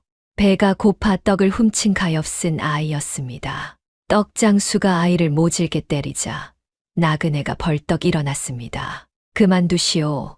어린 것이 오죽 배가 고팠으면 떡을 훔쳤겠소. 떡값은 내가 치를 테니 아이를 놓아주시오. 나그네는 자기 주머니를 털어 떡값을 치르고 아이에게 떡을 쥐어보냈지요. 그 모습을 본 연실의 눈에 눈물이 핑 돌았지요. 이 사람이라면 믿을 수 있겠다는 확신이 들었습니다. 백성의 아픔을 외면하지 않는 마음, 그것이야말로 참된 어사의 자질이 아니겠습니까? 연실은 마침내 결심했습니다. 다음에 만나면 모든 것을 털어놓기로요. 이튿날 연실은 다시 주막을 찾아갔습니다. 마침내 그 나그네에게 모든 것을 털어놓기로 마음먹은 것이지요. 연실은 나그네와 단둘이 마주 앉았습니다. 어른, 제가 긴히 드릴 말씀이 있습니다. 어른께서 보통 분이 아니신 줄 압니다. 어쩌면 임금께서 보내신 분이 아니신지요. 나그네의 눈빛이 날카로워졌습니다. 그러나 연실은 물러서지 않고 말을 이었지요. 제가 며칠을 두고 어른을 지켜보았습니다. 샘에 밝으시고 글에 깊으시고 무엇보다 백성의 아픔을 외면하지 않으셨습니다. 거지 행색을 하셨으나 그 마음은 귀하신 분입니다. 부디 저를 믿어주십시오. 저에게는 나라를 흔드는 큰 비밀이 있습니다. 나그네는 한참을 말없이 연실을 바라보았습니다. 그러더니 나직이 입을 열었지요. 내가 나를 시험했구나. 엽전도, 글귀도, 그 떡 도둑 아이도 어린 것이 참으로 영민하구나. 그 말은 곧 자신의 정체를 인정하는 것이나 다름없었습니다. 과연 그 나그네는 임금께서 몰래 보내신 암행어사였지요. 부패한 지방관리들의 죄를 캐기 위해 신분을 숨기고 내려온 것이었습니다. 내가 가진 비밀이 무엇이냐? 말해보거라. 연실은 마침내 품에 숨겨온 뇌물장부를 꺼냈습니다. 그러고는 그간의 사정을 낱낱이 털어놓았지요. 시아버지가 역적으로 몰려 끌려간 일, 경석이라는 자의 사기 행각, 그리고 이 뇌물장부에 적힌 권력자들의 죄까지. 어사는 장부를 받아 들고 한 장 한 장 살펴보았습니다. 그의 얼굴빛이 점점 굳어졌지요. 이것은 실로 엄청난 것이로구나. 여기 적힌 자들은 지금 조정을 쥐락펴락하는 대신들이다. 이 장부가 사실이라면 나라의 기둥이 썩었다는 증거다. 어른, 이 장부의 맨 위에 적힌 이름이 누구입니까? 저는 그 이름을 알지 못합니다. 어사는 무거운 목소리로 답했습니다. 이 자는 좌찬성 벼슬에 있는 자다. 임금의 총애를 등에 업고 온갖 부정을 저질러 온 자이지. 내 시아버님이 바로 이 자의 죄를 캐다 도리어 역적으로 몰리신 것이로구나. 연실은 그제야 모든 것이 분명해졌습니다. 시아버지는 10여 년 전 바로 이 좌찬성의 부패를 파헤치던 사람이었던 것이지요. 그러나 도리어 모함을 당해 역적이 되어 쫓겨났고 시골에 숨어 살며 언젠가 진실을 밝힐 날을 기다려온 것이었습니다. 어른, 그렇다면 제 시아버님은, 내 시아버님은 죄인이 아니라 오히려 나라를 위해 싸우다 누명을 쓴 충신이시다. 이 장부가 그것을 증명한다. 연실의 눈에서 뜨거운 눈물이 흘렀습니다. 시아버지가 왜 그토록 책을 지키라 했는지, 왜 셈으로 진실을 밝히는 마음을 잃지 말라 했는지 이제야 다 알 것 같았지요. 그런데 어사가 장부를 넘기다 한 이름에서 손을 멈췄습니다.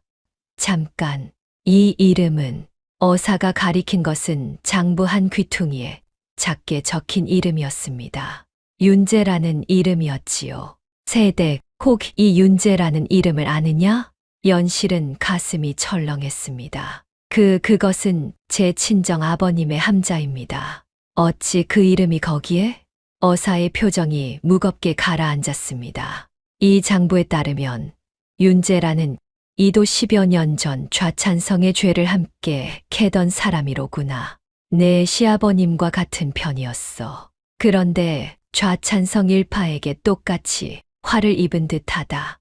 내 시아버님은 일찍 쫓겨나 시골에 숨으셨고 내 아버님은 더 오래 버티다 뒤늦게 발각되어 변을 당하신 모양이다. 연실은 온몸에 소름이 돋았지요. 친정 아버지가 갑자기 돌아가시고 집안이 풍비박산 난 까닭이 바로 이것이었던 것이지요. 친정도 시댁도 같은 음모의 희생양이었던 것입니다. 그렇다면 제가 이 집에 시집 온 것이 우연이 아니란 말입니까? 세상에 우연만은 아닌 일도 있는 법이지. 같은 하늘 품은 두 집안이 너를 통해 이렇게 이어진 것이로구나. 연실은 말을 잇지 못했습니다. 그러나 가슴 깊은 곳에서 뜨거운 무언가가 솟구쳤지요. 이제 이 싸움은 시아버지만을 위한 것이 아니었습니다. 돌아가신 친정 아버지의 한까지 함께 푸는 싸움이 된 것이지요. 하지만 어른, 이 장부만으로 충분하겠습니까? 저들은 권세가 하늘을 찌르는 자들입니다. 이 장부도 거짓이라 우길 것이 분명합니다. 어사는 고개를 끄덕였습니다. 내 말이 옳다. 이 장부 하나만으로는 저들이 발뺌할 것이다. 더 확실한 증거가 필요하다. 경석이라는 자를 잡아 그 입에서 자백을 받아내야 한다. 그 자가 좌찬성의 하수인이니 그 자를 치면 윗선이 드러난다. 연실의 눈이 반짝였습니다. 어사와 손을 잡은 이상, 이제 거꾸로 경석을 칠 차례였지요. 어른, 제게 한 가지 꾀가 있습니다. 경석이라는 자는 욕심이 많고 제 꾀를 과신하는 자입니다. 그 욕심을 미끼로 쓰면 제 발로 함정에 걸어 들어올 것입니다. 연실은 어사에게 자신의 계책을 속삭였습니다. 어사는 들으면 들을수록 무릎을 쳤지요. 허허, 그 어린 머리에서 어찌 그런 꾀가 나오느냐. 좋다. 내 계책대로 해보자. 며칠 뒤 마을에 소문 하나가 돌기 시작했습니다. 죽은 윤병연이 실은 엄청난 보물을 숨겨두었는데 그 보물의 위치가 적힌 비밀 문서가 그 집 어딘가에 있다는 소문이었지요. 물론 이것은 연실이 일부러 퍼뜨린 거짓 소문이었습니다. 경석은 그 소문을 듣고 눈이 뒤집혔습니다. 안 그래도 윤병연의 책과 문서를 찾지 못해 안달이 나 있던 참이었으니까요. 보물의 위치가 적힌 문서라고 그것만 손에 넣으면 경석은 욕심에 눈이 멀어 그날 밤 부하 며칠 데리고 몰래 작은 집으로 숨어들었습니다. 연실이 미리 쳐놓은 함정인 줄도 모르고요. 연실은 일부러 사랑채에 불을 밝혀두고 그 안에 가짜 문서함을 놓아두었습니다. 경석이 그 문서함을 열고 가짜 문서를 손에 쥐는 순간 어둠 속에 숨어있던 어사와 포졸들이 들이닥쳤지요. 꼼짝 마라. 남의 집에 무단으로 침입하여 도둑질을 하려 한 죄 현장에서 잡았다. 경석은 혼비백산했습니다. 어둠 속에서 횃불이 일제히 켜지자 자신이 함정에 빠진 것을 깨달았지요. 이게 어찌 된 일이냐? 너희는 누구냐? 어사가 앞으로 나서며 마패를 꺼내 들었습니다. 나는 임금의 명을 받든 암행어사다. 경석, 내 죄를 내가 알렸다. 마패를 본 경석은 그 자리에 털썩 주저앉았습니다. 어사라는 말에 다리가 풀려버린 것이지요. 곁에 서 있던 연실이 한 걸음 앞으로 나섰습니다. 경석 나리, 남의 시댁을 등쳐먹고 무사할 줄 아셨습니까? 보물 문서 같은 것은 처음부터 없었습니다.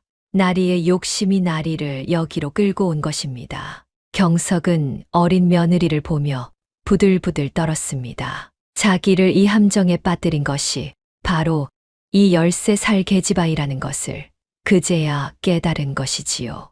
네, 내년이 제 꾀에 제가 넘어간다는 말 들어보셨지요. 거짓으로 남을 속이려는 자는 언젠가 제 거짓에 제가 걸려 넘어지는 법입니다. 연실의 또랑또랑한 목소리가 사랑채에 울려 퍼졌습니다. 경석은 고개를 들지 못했지요. 어린 며느리의 지혜 앞에 그 교활한 사기꾼이 무릎을 꿇은 순간이었습니다. 어사는 경석을 묶어 임시로 가둔 뒤 밤새 추궁했습니다. 그러나 경석은 쉽사리 입을 열지 않았지요. 나는 그저 빚을 받으러 온 것뿐이다. 무슨 죄가 있단 말이냐? 내가 위조한 빚 문서가 여기 여러 장 있다. 이래도 발뺌하겠느냐? 어사가 마을 사람들에게서 거둔 위조 문서 뭉치를 들이밀었습니다. 그러나 경석은 끝까지 버텼지요. 윗선이 무서워 차라리 자기가 다 뒤집어 쓰려는 속셈이었습니다. 이때 연실이 나섰습니다. 연실은 경석이 가지고 있던 장부 하나를 펼쳤지요. 경석이 사람들에게 돈을 빌려주고 받은 것을 기록한 셈 장부였습니다. 나리, 이 장부를 보십시오. 여기 나리가 좌찬성댁에 올려보낸 돈의 액수가 적혀 있습니다. 한 달에 한 번씩 꼬박꼬박 올려보내셨더군요. 빚놀이로 번 돈을 윗선에 상납한 것이지요. 경석의 얼굴이 새파랗게 질렸습니다. 자기도 잊고 있던 셈 장부를 이 어린 며느리가 어느새 손에 넣어 그 의미까지 꿰뚫어 본 것이지요. 이 액수와 날짜를 좌찬성댁 출입 기록과 맞춰보면 나리가 누구의 하수인인지 환히 드러납니다. 거짓 장부는 아무리 꾸며도 한 줄의 셈이 어긋나는 법. 나리 혼자 다 뒤집어 쓰려 해도 이 셈이 윗선을 가리키고 있습니다. 연실의 말에 경석은 그만 무너지고 말았습니다. 어차피 셈이 다 드러난 마당에 혼자 죽을 이유가 없다고 생각한 것이지요. 좋다, 다 말아마. 나는 좌찬성 대감의 명을 받고 움직였을 뿐이다. 10여 년 전 윤병연을 역적으로 몬 것도 이번에 그를 다시 잡아들인 것도 모두 좌찬성 대감의 지시였다. 그 늙은이가 가진 뇌물 장부를 찾아내라는 명을 받고 이 마을에 온 것이다. 마침내 경석의 입에서 모든 진실이 쏟아져 나왔습니다. 어사는 그 자백을 한 자도 빠짐없이 받아 적었지요. 곁에서 듣던 연실의 가슴이 벅차올랐습니다. 시아버지의 누명을 벗길 결정적인 증거가 마침내 손에 들어온 것이지요. 어른, 이제 한양으로 올라가 임금께 구할 수 있겠습니까? 그래, 뇌물장부의 경석의 자백까지 더해졌으니 이제 좌찬성도 빠져나갈 구멍이 없다. 허나 방심은 이르다. 한양에 올라가면 저들이 무슨 수를 쓸지 모른다. 끝까지 정신을 바짝 차려야 한다. 연실은 굳게 고개를 끄덕였습니다. 어린 며느리의 싸움은 이제 시골 마을을 넘어 한양 조정으로 향하고 있었지요. 경석을 사로잡고 자백까지 받아낸 연실과 어사는 한양으로 올라갈 채비를 했습니다. 모든 것이 잘 풀리는 듯 보였지요. 그러나 세상 일이 어디 그리 쉽게만 흘러가겠습니까? 좌찬성은 한양에 앉아서도 지방의 일을 손바닥 들여다보듯 알고 있었습니다. 곳곳에 심어둔 끈아풀들이 있었으니까요. 경석이 어사에게 붙잡혔다는 소식이 좌찬성의 귀에 들어가는 데는 며칠 걸리지 않았습니다. 무엇이라 경석이 잡혀 그것도 암행어사에게 좌찬성의 얼굴이 험악하게 일그러졌습니다. 그는 즉시 신복들을 불러 모았지요. 먼저 그는 그 마을에 더 많은 밀정을 풀었습니다. 어사가 무엇을 알아냈는지 그 어린 며느리가 무엇을 쥐고 있는지 낱낱이 캐오라 명한 것이지요. 밀정들은 마을 곳곳을 헤집고 다녔습니다. 주막에서 술을 사며 사람들의 입을 떠보고 연실의 일거수일투족을 감시했지요. 머지않아 좌찬성은 연실이 뇌물 장부를 손에 넣었다는 것까지 알아냈습니다. 그 늙은이가 그토록 감추던 장부가 한낱 어린 며느리의 손에 들어갔다. 이 말이지. 고약하구나. 좌찬성은 다음 수를 두었습니다. 이번에는 연실의 주변을 흔드는 일이었지요. 그는 사람을 보내 마을에 이상한 소문을 퍼뜨렸습니다. 그 작은 집 며느리가 역적의 장부를 숨기고 있다더라. 그 집과 가까이 지내다간 역적으로 함께 몰려 죽는다더라. 소문은 무서운 것이었습니다. 그토록 연씨를 따르던 마을 사람들도 역적이라는 말에 슬슬 발을 빼기 시작했지요. 함께 관아에 가자던 이들도 하나둘 등을 돌렸습니다. 미안하네, 세댁. 우리도 식구가 있는 몸이라 역적으로 몰리면 어쩌겠나. 연실은 사람들이 떠나가는 것을 보며 가슴이 아팠습니다. 그러나 그들을 원망할 수는 없었지요. 다들 제 식구를 지키려는 마음이었으니까요. 다만 거대한 권력이 인심마저 갈라놓는 것이 그저 서러울 뿐이었습니다. 어제까지 연실을 우러르던 이들이 오늘은 등을 돌리니 세상 인심이 참으로 무상했지요. 그러고 나서 좌찬성은 마지막 수를 두었습니다. 우선 그는 조정에 손을 썼지요. 자신의 패거리인 대신들을 움직여 그 암행어사가 거꾸로 임금을 능멸하고 지방을 어지럽혔다는 모함을 퍼뜨린 것입니다. 그러고는 어사를 잡아들이라는 명까지 받아냈습니다. 또한 좌찬성은 자객들을 풀었습니다. 어사와 연실이 한양으로 올라오는 길목을 지키게 한 것이지요. 그 뇌물장부와 경석의 자백서를 반드시 빼앗아라. 그리고 그것을 가진 자들은 한 놈도 살려두지 마라. 한편 한양으로 향하던 연실 일행은 이런 위험을 까맣게 모르고 있었습니다. 어사는 경석을 압송하고 연실은 뇌물장부와 자백서를 품에 지닌 채 길을 재촉했지요. 그런데 고갯길을 넘던 어느 날 밤 갑자기 사방에서 검은 그림자들이 튀어나왔습니다. 저들이다. 쳐라. 자객들이 일제히 달려들었습니다. 어사가 칼을 빼들고 맞섰지만 수가 너무 많았지요. 어둠 속에서 칼날이 부딪히는 소리가 요란했습니다. 횃불도 없는 칠흑 같은 밤이라 누가 적이고 누가 아군인지 분간하기조차 어려웠지요. 포졸 몇이 그 자리에서 쓰러졌습니다. 경석은 그 틈을 타 묶인 줄을 풀고 달아나려 했지요. 연실아, 어서 피하거라. 장부를 빼앗기면 모든 것이 끝이다. 어사가 외쳤습니다. 연실은 장부를 품에 꼭 안고 어둠 속으로 몸을 숨겼지요. 자객들이 연실을 쫓았습니다. 저 계집을 잡아라. 장부가 저 계집에게 있다. 연실은 죽을 힘을 다해 달렸습니다. 그러나 어린 여자아이의 다리로 어른 자객들을 따돌리기는 어려웠지요. 결국 막다른 벼랑 끝에 몰리고 말았습니다. 발밑으로는 까마득한 낭떠러지가 입을 벌리고 있었습니다. 뒤로는 자객들이 칼을 들고 다가왔지요. 앞으로도 뒤로도 갈 수 없는 그야말로 절체절명의 순간이었습니다. 이제 도망갈 곳이 없다. 순순히 장부를 내놓아라. 자객들이 한 걸음씩 다가왔습니다. 연실은 벼랑 끝에서 장부를 꼭 안았지요. 칠흑같이 어두운 밤이었습니다. 차가운 바람이 벼랑 아래에서 솟구쳐 올라 연실의 옷자락을 흔들었지요. 안 됩니다. 이 장부는 아버님들의 한이 담긴 것입니다. 절대로 내줄 수 없습니다. 고집 부리면 너도 저 벼랑 아래로 떨어질 것이다. 어린 것이 목숨이 아깝지도 않으냐. 연실은 두려웠습니다. 그러나 장부를 내주면 시아버지도 친정아버지도 영영 누명을 벗지 못할 터였지요. 차라리 이 자리에서 죽더라도 장부만은 지키겠다고 연실은 마음을 다잡았습니다. 제 목숨 하나로 이 진실을 지킬 수 있다면 저는 두렵지 않습니다. 여러분이 섬기는 그 좌찬성도 언젠가는 제 죄에 제가 걸려 넘어질 것입니다. 자객의 칼이 번쩍 치켜 올려졌습니다. 바로 그때였지요. 어디선가 화살이 날아와 그 자객이 쓰러졌습니다. 김노인이었지요.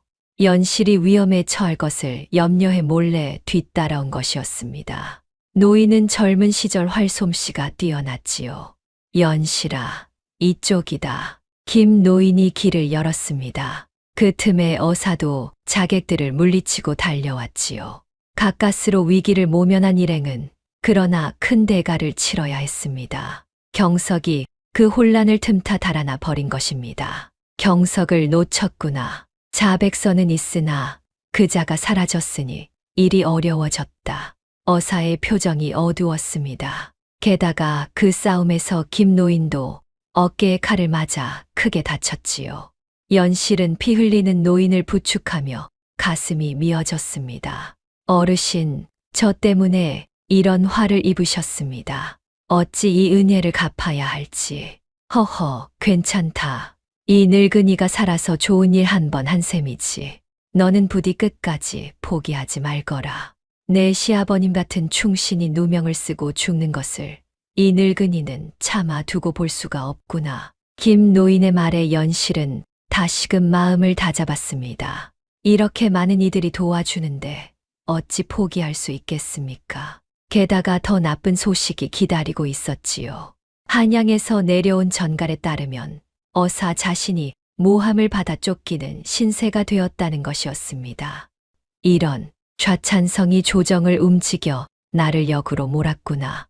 이제 내가 한양에 들어가면 도리어 잡힐 판이다. 연실 일행은 절망에 빠졌습니다. 어렵게 증거를 모았으나 그것을 임금께 전할 길이 막혀버린 것이지요. 어사마저 쫓기는 몸이 되었으니 누가 이 진실을 임금께 아랜단 말입니까? 처음으로 어사의 얼굴에 깊은 무력감이 어렸습니다. 그 모습을 본 연실의 마음도 무너질 듯했지요. 그러나 연실은 이를 악물었습니다. 여기서 포기할 수는 없었으니까요. 그런데 설상가상으로 더 끔찍한 소식이 날아들었습니다. 마을에 남아있던 김 노인의 손주가 헐레벌떡 달려와 전한 말이었지요. 큰일 났습니다. 좌찬성의 졸개들이 작은 집에 들이닥쳐 마님과 도련님을 잡아갔습니다. 연실의 얼굴이 새하얗게 질렸습니다. 좌찬성이 연실의 시어머니 안동댁과 남편 정우를 인질로 잡은 것이지요. 무엇라고요? 어머님과 서방님을. 그뿐이 아닙니다. 좌찬성이 전가를 보냈는데 사흘 안에 매물 장부를 가지고 와서 바치지 않으면 두 사람을 역적의 가족으로 몰아 처형하겠다고 했습니다. 연실은 다리에 힘이 풀려 주저앉을 뻔했습니다. 시아버지를 구하려다 이제는 시어머니와 남편마저 이를 처지에 놓인 것이지요. 좌찬성은 연실의 가장 약한 곳을 정확히 찌른 것이었습니다. 어찌 이런 일이. 제가 나선 탓에 식구들이 다 위험에 빠졌습니다. 연실은 처음으로 무너졌습니다. 눈물이 하염없이 흘렀지요. 가족을 지키려 시작한 싸움인데 도리어 가족을 사지로 몰아넣은 듯하여 견딜 수가 없었습니다. 어른, 그렇다면 이제 어찌해야 합니까?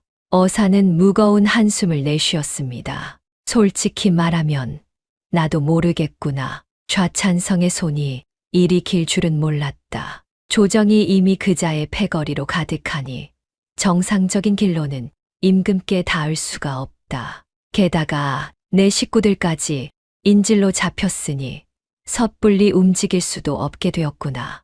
연실은 깊은 절망의 구렁텅이에 빠졌지요. 사방이 다 막힌 듯 했지요. 그러나 그 순간에도 연실은 끝내 희망의 끈을 놓지 않았습니다. 어른, 길이 막혔다면 다른 길을 찾으면 됩니다. 정상적인 길이 안 된다면 정상이 아닌 길로라도 임금께 닿아야지요. 연실의 눈빛은 여전히 꺼지지 않았습니다. 그러나 상황은 점점 더 어려워지고 있었지요. 거대한 권력 앞에서 어린 며느리의 싸움은 가장 큰 시련을 맞이하고 있었습니다. 그날 밤 연실은 다친 김노인을 주막에 누이고 홀로 마당에 나와 앉았습니다. 밤하늘에는 별이 총총했지요. 연실은 품에서 어머니의 은가락지를 꺼내 가만히 쥐었습니다. 어머니, 아버지, 연실이는 어찌해야 할까요? 시아버님도, 어머님도, 서방님도 모두 위험에 빠졌습니다. 제 힘으로는 도저히 길이 보이지 않습니다. 연실의 뺨으로 눈물이 흘러내렸습니다. 그토록 강하던 연실도 결국은 13살 어린아이였지요. 너무도 무거운 짐을 진 어린 어깨가 그날 밤만은 가늘게 떨렸습니다. 가장 깊은 어둠이 연실을 짓누르고 있었습니다. 그러나 가장 어두운 밤이 지나면 반드시 새벽이 오는 법. 연실은 아직 그 사실을 알지 못한 채 긴 밤을 견디고 있었지요. 그날 밤 연실은 마당에 앉아 어머니의 은가락지를 쥔 채 깜빡 잠이 들었습니다. 며칠을 제대로 자지도 먹지도 못한 탓이었지요. 잠들기 전 연실은 깊은 고민에 빠져 있었습니다. 좌찬성이 정한 사흘이 시시각각 다가오고 있었으니까요. 장부를 바치면 식구를 잠시 살릴지 모르나 모든 진실이 묻힐 것이고 바치지 않으면 식구가 당장 위험해질 터였습니다. 어느 쪽도 차마 택할 수 없는 길이었지요. 내가 옳은 일을 하려다 도리어 식구들을 죽음으로 몰아넣는 것은 아닐까. 차라리 처음부터 나서지 말았어야 했나. 연실은 자신을 책망했습니다. 가슴이 찢어지는 듯 했지요. 그러나 한편으로는 여기서 진실을 포기하면 두 아버지의 한이 영영 풀리지 않는다는 것도 알고 있었습니다. 그 무거운 갈등 속에서 연실은 지쳐 잠이 들었던 것이지요. 그런데 꿈속에서 연실은 아주 오랜만에 친정 아버지를 만났습니다. 연실아, 우리 연실이가 많이 컸구나. 아버지가 어찌 여기에. 꿈속의 아버지는 인자한 얼굴로 연실을 바라보았습니다. 어릴 적 기억 속 그 모습 그대로였지요. 연실아, 내가 큰 짐을 지고 고생이 많구나. 허나 길은 가까이에 있단다. 내가 늘 몸에 지니고 다니는 것을 잘 보거라. 제가 지니고 다니는 것이요? 그래, 샘은 거짓을 말하지 않는단다. 내가 너에게 남긴 것을 잘 살펴보거라. 거기에 길이 있다. 아버지의 모습이 점점 흐려졌습니다. 연실은 손을 뻗었지만 잡을 수 없었지요. 아버지, 가지 마세요, 아버지. 연실은 깜짝 놀라 잠에서 깨어났습니다. 온몸에 식은땀이 흥건했지요. 너무도 생생한 꿈이었습니다. 연실은 멍하니 앉아 아버지의 말씀을 되새겼습니다. 내가 늘 몸에 지니고 다니는 것, 아버지가 남기신 것. 연실의 시선이 손에 쥔 은가락지로 향했지요. 어머니가 남긴 이 가락지야말로 친정에서 가져온 유일한 물건이었지요. 연실은 가락지를 등잔불에 비춰 찬찬히 살펴보았습니다. 그런데 이제껏 무심코 지나쳤던 것이 눈에 들어왔지요. 가락지 안쪽에 아주 작은 글씨가 새겨져 있었던 것입니다. 이게 뭐지? 글씨가. 연실은 눈을 비비고 다시 들여다보았습니다. 가락지 안쪽에는 깨알 같은 글씨로 무언가가 새겨져 있었지요. 그것은 어떤 장소를 가리키는 글이었습니다. 어머니의 가락지였으나 그 안쪽 글씨는 분명 아버지의 솜씨였지요. 변고를 예감한 아버지가 어머니의 정표에 몰래 이 글을 새겨 딸에게 남긴 것이 분명했습니다. 북녘산 아래 새 그루 소나무 그 가운데 묻혀 있느니라. 연실의 심장이 거세게 뛰기 시작했습니다. 아버지가 무언가를 그곳에 묻어두셨다는 뜻이 아니겠습니까? 어쩌면 그것이 이 막힌 길을 뚫을 열쇠일지도 몰랐지요. 연실은 날이 밝기를 기다려 어사에게 이 사실을 알렸습니다. 어사도 눈을 빛냈지요. 북녘산 아래 새 그루 소나무라. 내 친정 근처에 그런 곳이 있느냐? 예, 적 살던 마을 뒷산에 그런 곳이 있었습니다. 어서 가보아야겠습니다. 연실과 어사는 서둘러 연실의 옛 친정 마을로 향했습니다. 연실에게는 10여 년 만에 밟아보는 고향 땅이었지요. 어릴 적 뛰놀던 골목과 개울이 그대로였습니다. 연실은 만감이 교차했지만 지금은 감상에 젖을 때가 아니었지요. 과연 뒷산 아래에 나란히 선 새 그루 소나무가 있었습니다. 어린 시절 연실이 아버지 손을 잡고 자주 오르던 산이었지요. 그 가운데를 파보니 항아리 하나가 묻혀 있었습니다. 흙을 털어내고 연실이 떨리는 손으로 항아리를 열자 그 안에서 기름종이에 겹겹이 쌓인 문서 뭉치가 나왔지요.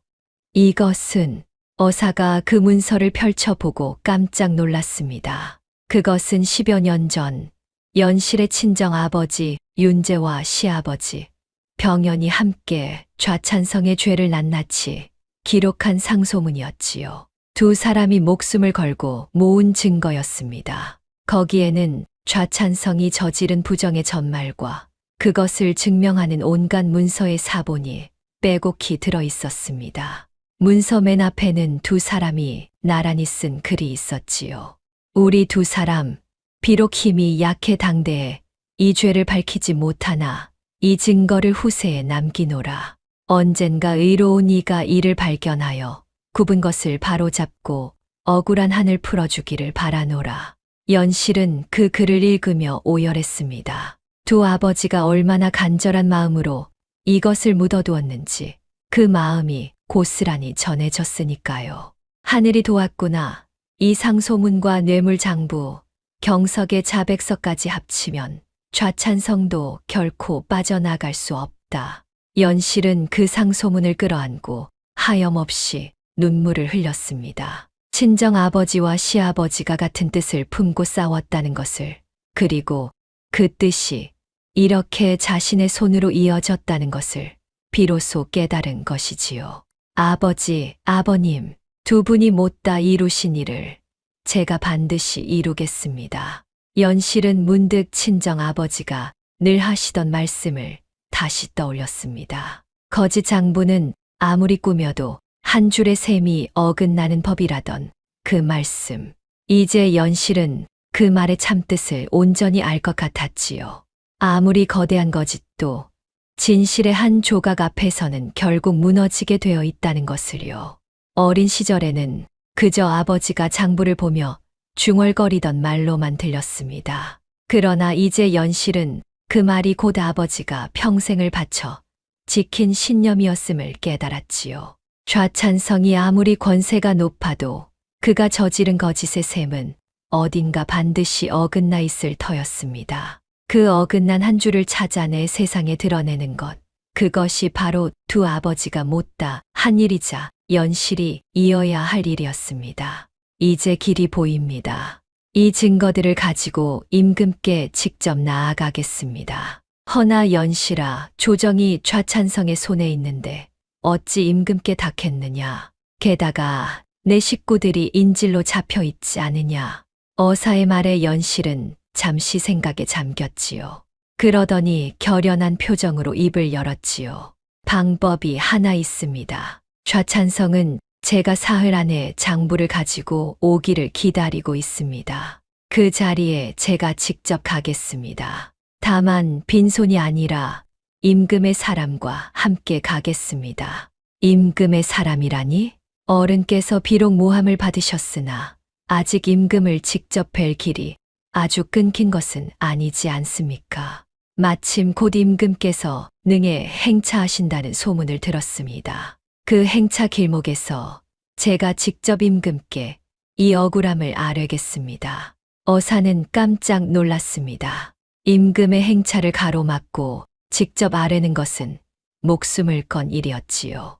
자칫하면 그 자리에서 죽임을 당할 수도 있었습니다. 그것은 너무 위험하다. 어린 내가 어찌 위험해도 해야 합니다. 다른 길이 없지 않습니까? 제가 임금의 행차 앞에 나아가 증거를 바치면 좌찬성도 더는 막을 수 없습니다.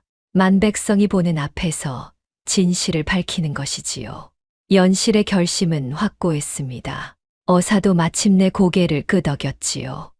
좋다. 그 길밖에 없다면 내가 너를 돕겠다.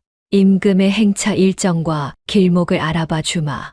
그리고 내 식구들을 구할 방도도 함께 찾아보자. 한편 인질로 잡힌 안동댁과 정우는 좌찬성 일파의 손에 갇혀 모진 고초를 겪고 있었습니다.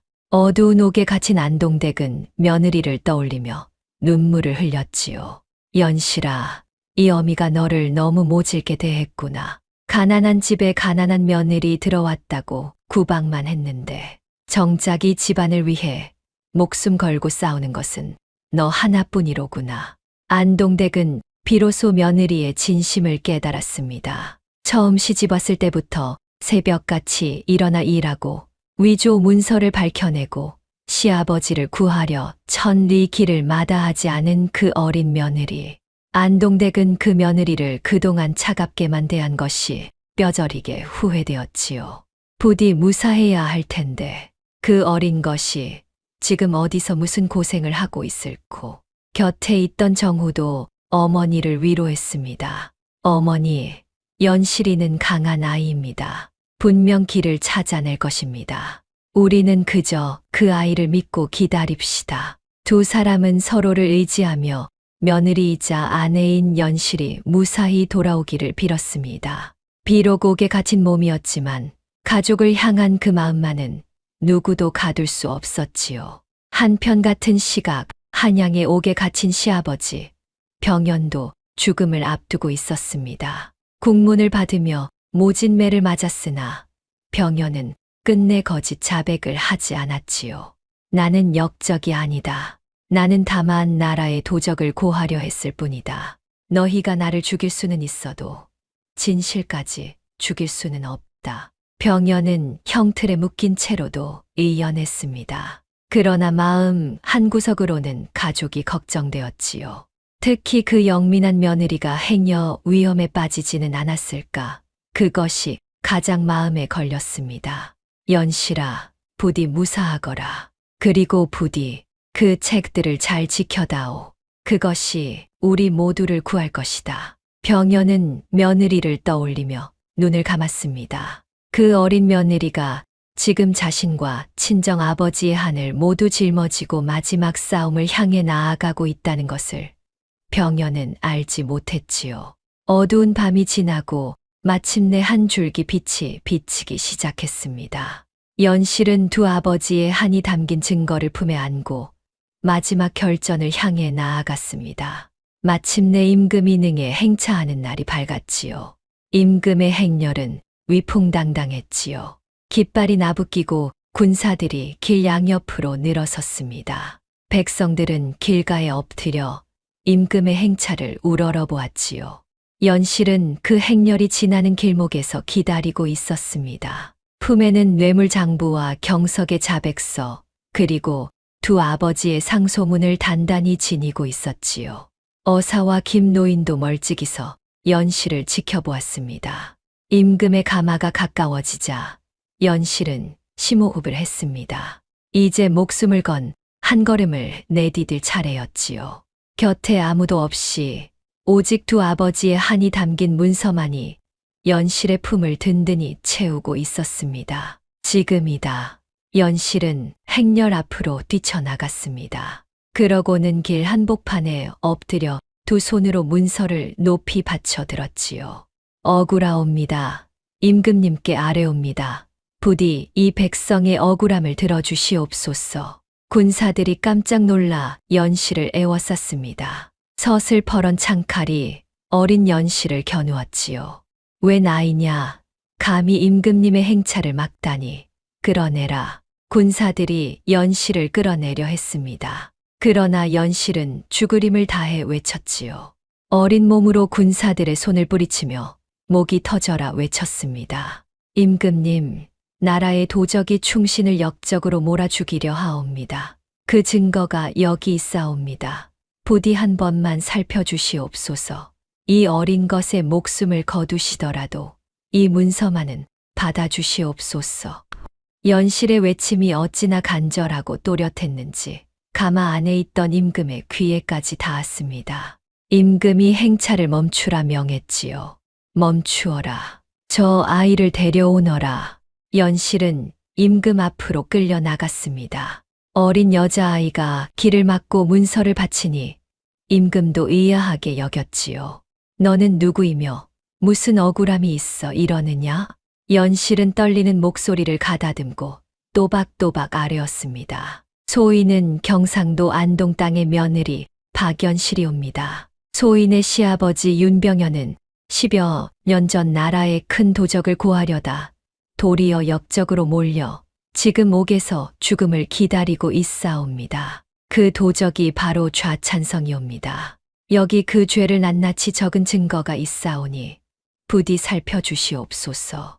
임금의 표정이 굳어졌습니다. 좌찬성이라면 임금도 늘 미심쩍게 여기던 자였으니까요.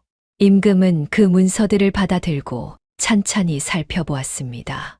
뇌물장부, 경석의 자백서, 그리고 두 충신이 목숨 걸고 남긴 상소문까지. 문서를 살피던 임금의 손이 가늘게 떨렸습니다. 이것이 사실이렸다. 만약 거짓이라면 내 목숨으로 그 죄를 갚아야 할 것이다. 한치의 거짓도 없사옵니다. 거짓 장부는 아무리 꾸며도 한 줄의 셈이 어긋나는 법이옵니다.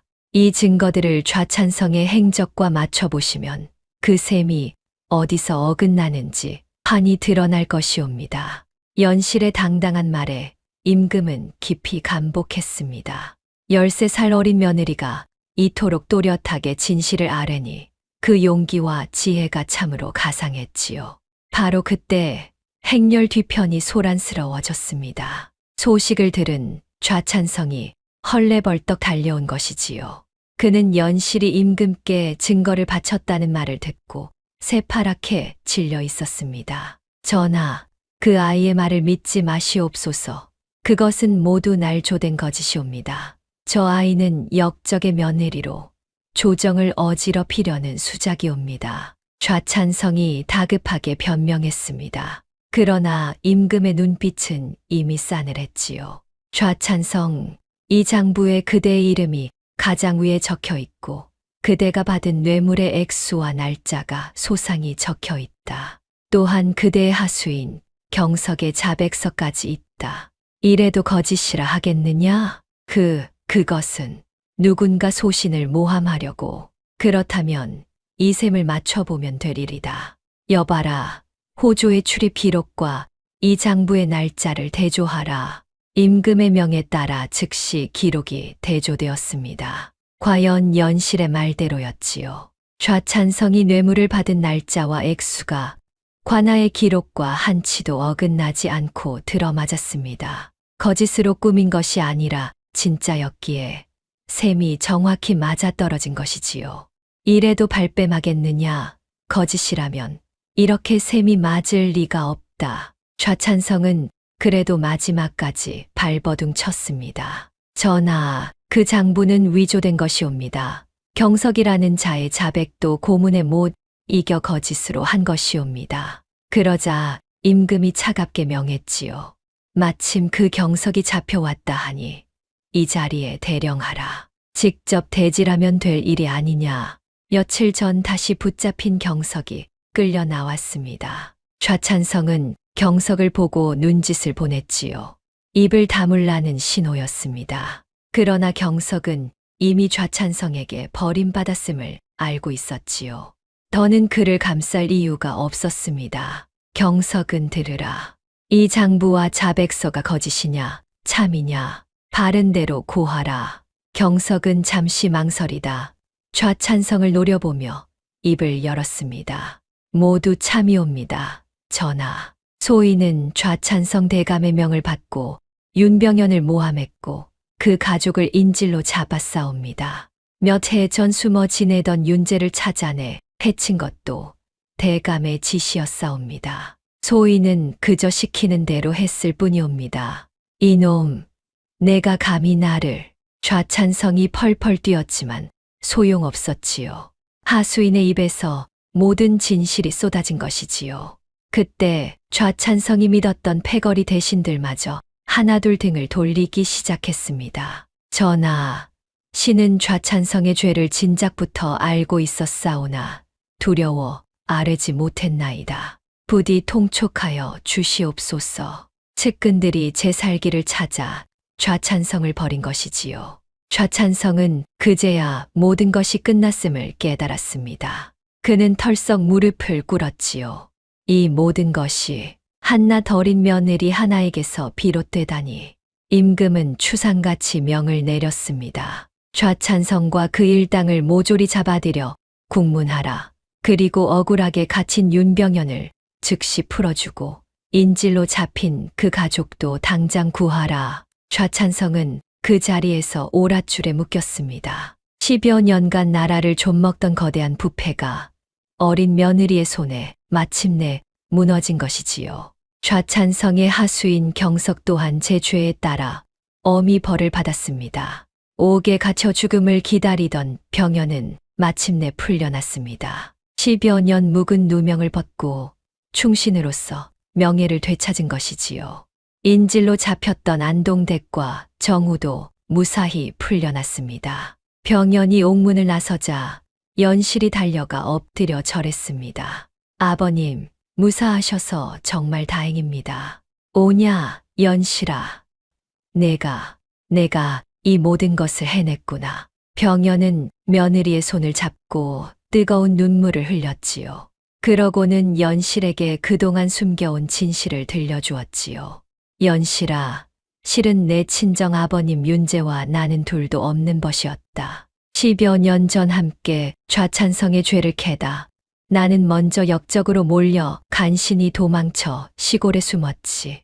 허나 내 아버님은 끝까지 한양에 남아 진실을 밝히려 버티셨다. 그러다 몇 해 전 그자들에게 끝내 발각되어 화를 입으신 게야. 나 혼자 살아남은 것이 늘 죄스러웠다. 그런데 그 벗의 딸이 내 며느리로 들어왔으니 이 어찌 하늘의 뜻이 아니겠느냐. 그리고 그 딸이 우리 두 사람의 한을 모두 풀어주었구나. 연실은 그제야 모든 인연의 실타래가 풀리는 것을 느꼈습니다. 우연인 줄 알았던 이 혼인이 실은 두 아버지가 맺어준 운명이었던 것이지요. 곁에서 듣던 안동댁도 며느리의 손을 맞잡았습니다. 연실아, 이 어미를 용서해다오. 너를 그토록 모질게 대했는데 너는 이 집안을 살려냈구나. 참으로 장하고 또 미안하구나. 어머님, 그런 말씀 마십시오. 저는 그저 가족으로서 마땅한 일을 했을 뿐입니다. 온 가족이 부둥켜 안고 눈물을 흘렸습니다. 풍비박산 났던 작은 집이 마침내 다시 하나로 모인 것이지요. 임금은 연실의 공을 높이 치하했습니다. 13살 어린 며느리의 지혜와 용기가 나라의 큰 도적을 잡았도다. 참으로 기특하고 장하다. 무엇이든 원하는 상을 내릴 터이니 말해보거라. 연실은 잠시 생각하더니 아뢰었습니다. 전하, 소인은 상을 바라지 않사옵니다. 다만 소인의 시아버님과 친정 아버님의 명예가 회복되고 다시는 이 나라에 억울한 충신이 생기지 않기를 바랄 뿐이옵니다. 임금은 그 마음에 또 한 번 감복했지요. 임금은 병연에게 다시 벼슬을 내리고 돌아가신 윤재에게도 충신의 시호를 내려 그 넋을 위로했습니다. 또한 사기당한 마을 사람들의 빼앗긴 재산도 모두 되찾아 주었지요. 연실에게도 따로 후한상이 내려졌습니다. 임금은 연실의 갸륵한 효심과 지혜를 온 나라에 널리 알리도록 명했지요.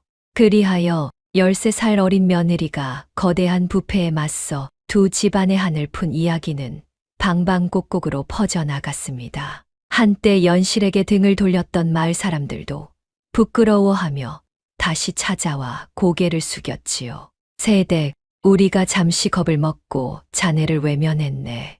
부디 용서하게. 아닙니다. 다들 식구를 지키려는 마음이었지요. 저는 조금도 원망하지 않습니다. 연실은 그들을 따뜻하게 맞아주었습니다. 그 너른 마음에 사람들은 더욱 고개를 숙였지요. 세월이 흘러 그 작은 집은 다시 일어섰습니다. 한때 골짜 끝 작은 집이라 불리며 아무도 거들떠보지 않던 그 집은 이제 충신의 집이자 의로운 며느리의 집으로 온 고을의 이름을 떨쳤지요. 연실과 정우는 부부의 정이 더욱 깊어졌고 안동댁은 며느리를 친딸처럼 아꼈습니다. 병연은 손주를 안고 사랑채에서 책을 읽으며 평온한 노년을 보냈지요. 연실은 훗날 자식들에게 늘 이렇게 말했다고 합니다. 거짓은 아무리 높이 쌓아도 한 줄의 셈이 어긋나면 무너지는 법이란다. 그러니 너희는 무슨 일이 있어도 정직하게 옳게 살아야 한다. 진실은 더디 와도 반드시 오는 법이니까. 두 아버지가 남긴 그 말이 이제는 연실의 입을 통해 다음 세대로 이어졌습니다. 작고 마른 13살 며느리가 거대한 부패에 맞서 끝내 진실을 밝혀낸 이야기는 오래도록 사람들의 입에 오르내리며 전해 내려왔지요. 다음 영상을 빠르게 만나보시려면 좋아요와 구독을 눌러주세요. 지금 화면에 나오는 더 재미있는 영상들도 함께 해주세요. 그럼 모두 행복한 하루 보내세요. 감사합니다.